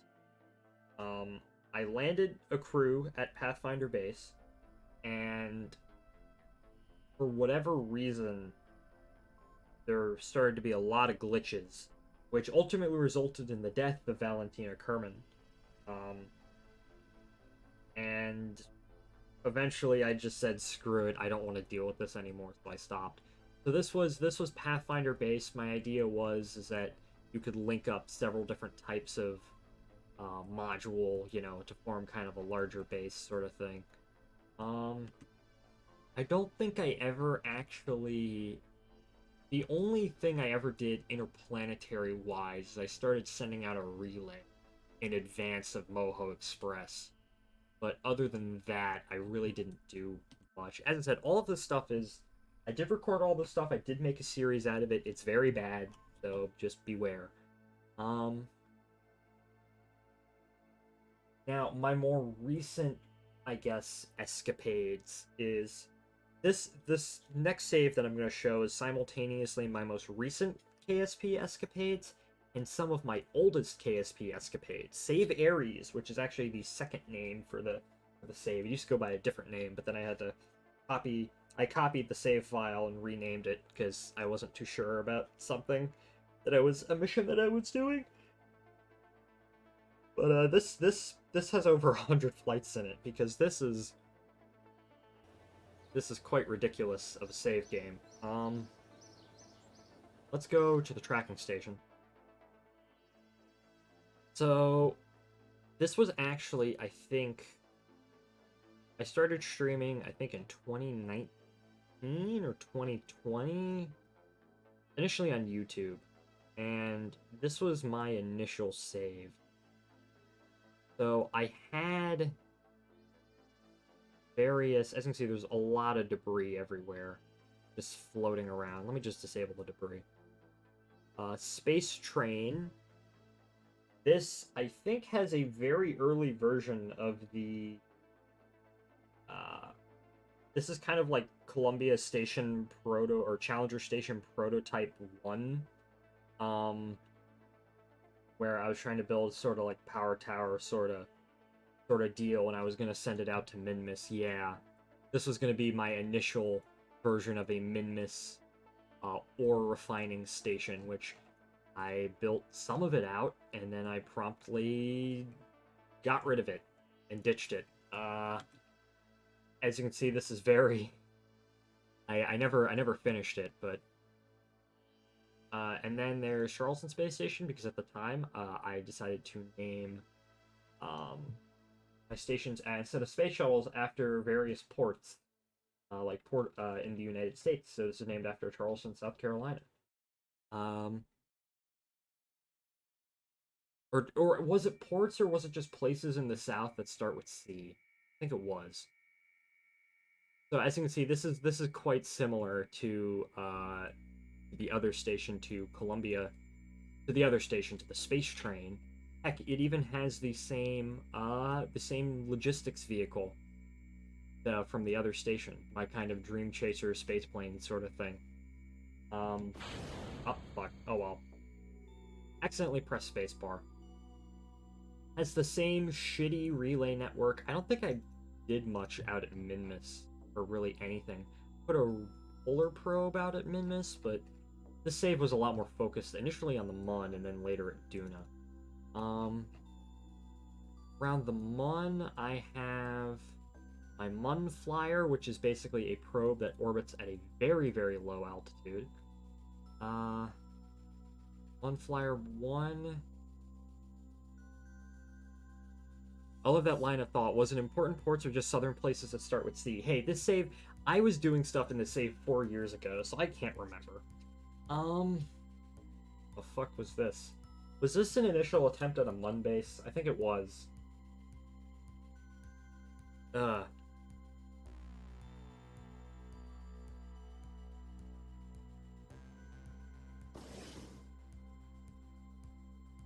Some engine is turned on. Oh. Oh, this was one of my first attempts at a rover.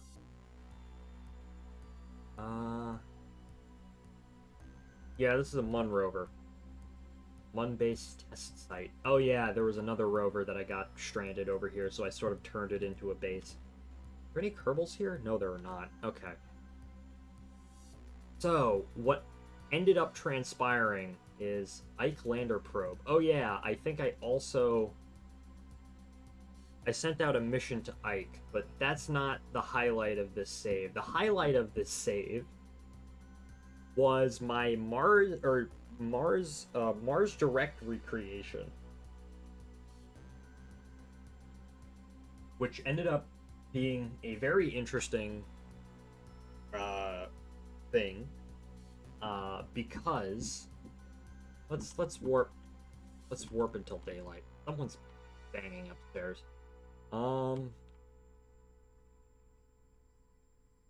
So I even Ares 1 landing site switch to.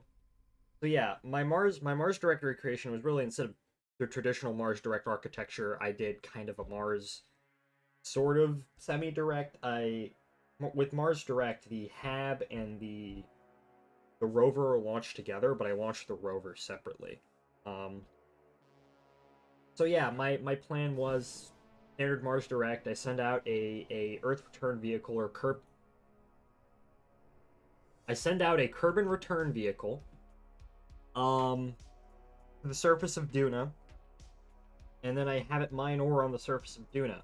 This is where my first mistake. I made my first mistake because um, there wasn't, in the spot that I landed, there wasn't actually enough ore to fill up the entire Kerbin return vehicle.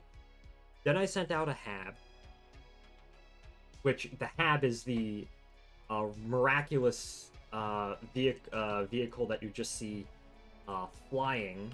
This is the HAB. As you can see, the HAB is going to die. There are no Kerbals in it, but oh well. And I sent out my crew in the HAB. And I sent out a rover along with it. Uh,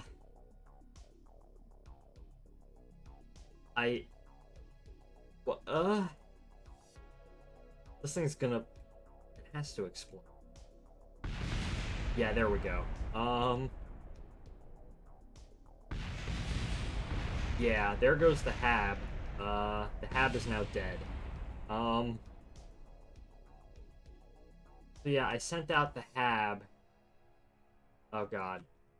And my Kerbin return vehicle didn't work, but one thing that I did end up doing was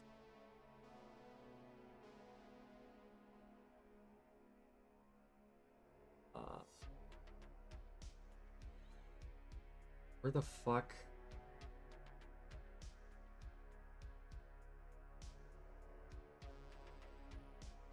I did have a rover leave a bucket of water and a bar of soap, and that counts as the world's largest washing machine. Though I guess any washing machine would count as the world's largest on Duna. Yeah, yeah. I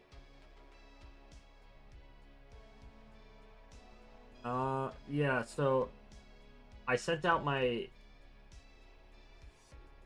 I sent out my first Kerbin return vehicle. Discovered it would not have enough Delta V to actually make it into a orbit around Duna. Tried to strip as much stuff off of it as I could in order for it to get the Delta V to make it into orbit around Duna. Very Mark Watney of me. Gave up on that.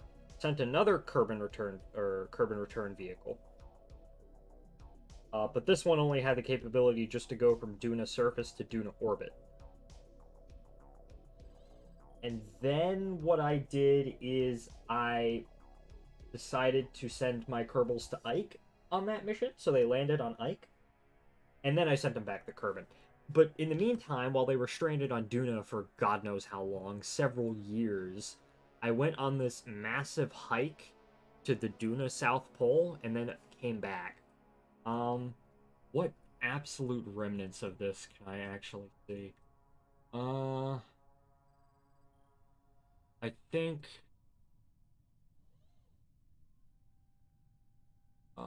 there's so much just shit lying around over here that I don't even, just debris and just total nonsense. Aerodynamic nose cone, that's the other Kerbin return vehicle, I think. I'm not even gonna bother trying to switch to this. Just rescued a crew I left on Duna for 18 years today. Oh my gosh. Uh, oh yeah, I called it the Duna hopper. My idea was I was gonna hop from one spot to on Duna to another and refuel, but it ended up the only thing it ended up doing was Oh, this is just a probe. Oh, this is just the upper stage that brought it here. Where's the frickin' the Duna hopper? Okay, yeah. This was a whole saga.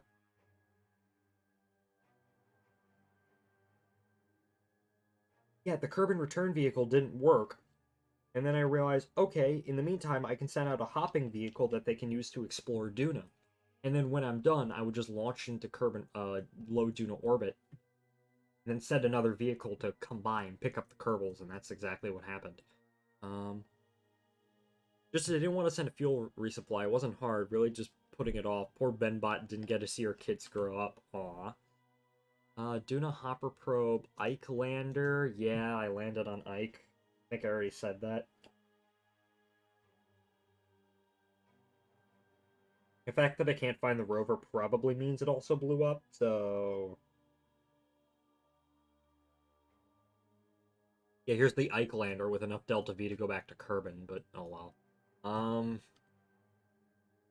Yeah, that was the centerpiece of this save, so... Yeah, if I were to... Because I was thinking about the whole Duna thing, setting up infrastructure around Duna, that would be really neat. Part of me also just kind of wants to set it up around Kerbin again. Try around Kerbin, but I've already sort of done that. I already did that once. I haven't really um, done it around Duna. I did do my Grand Tour mission, which I did stream, where I built a single... we'll go check that out, and then we'll end the stream. But the semi-Grand Tour mission, which was the last big project for this, and then I played some KSP2, took a break from KSP, and now, well, I'm back playing KSP. But, my semi-Grand Tour mission, which was supposed to kind of send off KSP1, but now I'm back in KSP1, so not really. For whatever reason, I did it in my test save, where I was basically going to build a craft, and I was going to go to the Mun, Minmus, I was going to orbit Eve, go to Gilly, Moho, um, Duna, Ike, Drez, Elu, Jewel, all of Jewel's moons, excluding Tylo, in like one mission. And what I did is I built a craft that was basically self-sustaining in terms of fuel. Had a fuel lander that can go down, mine ore. There was a refinery on the craft. I only ever ended up going to the Mun, Minmus, Duna, Ike, and I ended up going to Jewel, and I went to Lathe. So this also has a whole bunch of just miscellaneous craft, just orbiting. It's called Wanderer, yeah. Where is Wanderer FT ship? I forget. I did fly test missions with some of the landers. The lander had its own rover that it could deploy out, so that's what it had some rover that it could deploy out. This is, I guess, one of the test missions. Where this was another mission where I almost nearly ran out of Delta V and then had to take stuff off Mark Watney style to to bring it back up. This is supposed to have a bottom half. Let's see. I did go to the Monarch. I did go to the Neil Armstrong Memorial, which is right. Where is the actual Wanderer ship? I went to Duna, saw the face on Duna. So yeah, I saw technically 3 Easter eggs within one mission. Neil Armstrong Memorial, face on Duna, and the Mun Arch, I think. Wanderer FT ship orbiting the Mun. Project Wanderer orbiting Lathe. Oh yeah.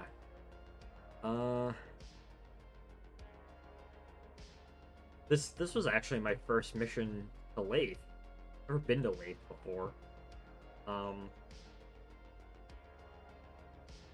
This is the remnants of the Project Wanderer craft, because in order to get it to Jewel, I just said, screw it, we're just gonna get rid of as much stuff as possible and hope that I have the Delta V. And I did, barely. I still have yet to go to Lathe. I would recommend going to Lathe. Going to Lathe is very, very cool. I did sort of send these. So this is the actual Project Wanderer lander. Like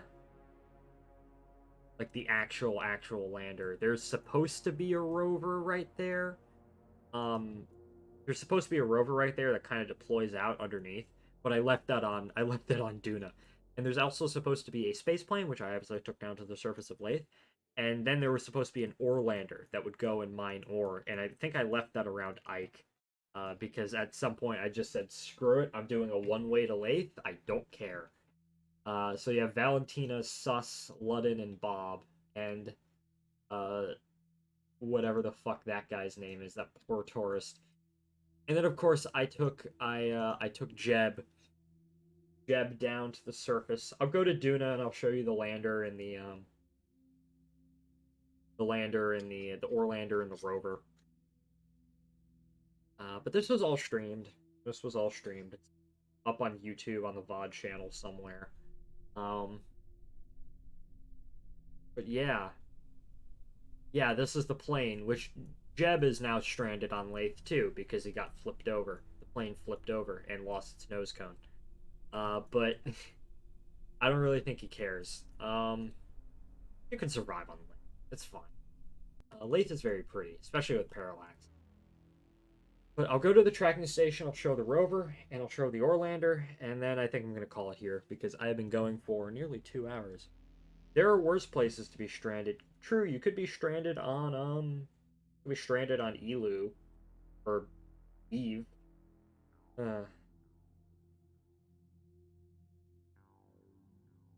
Alright, well, let's go to lander and plane with launcher. This, I think... Project Wanderer land. Is this the ore lander? I don't remember.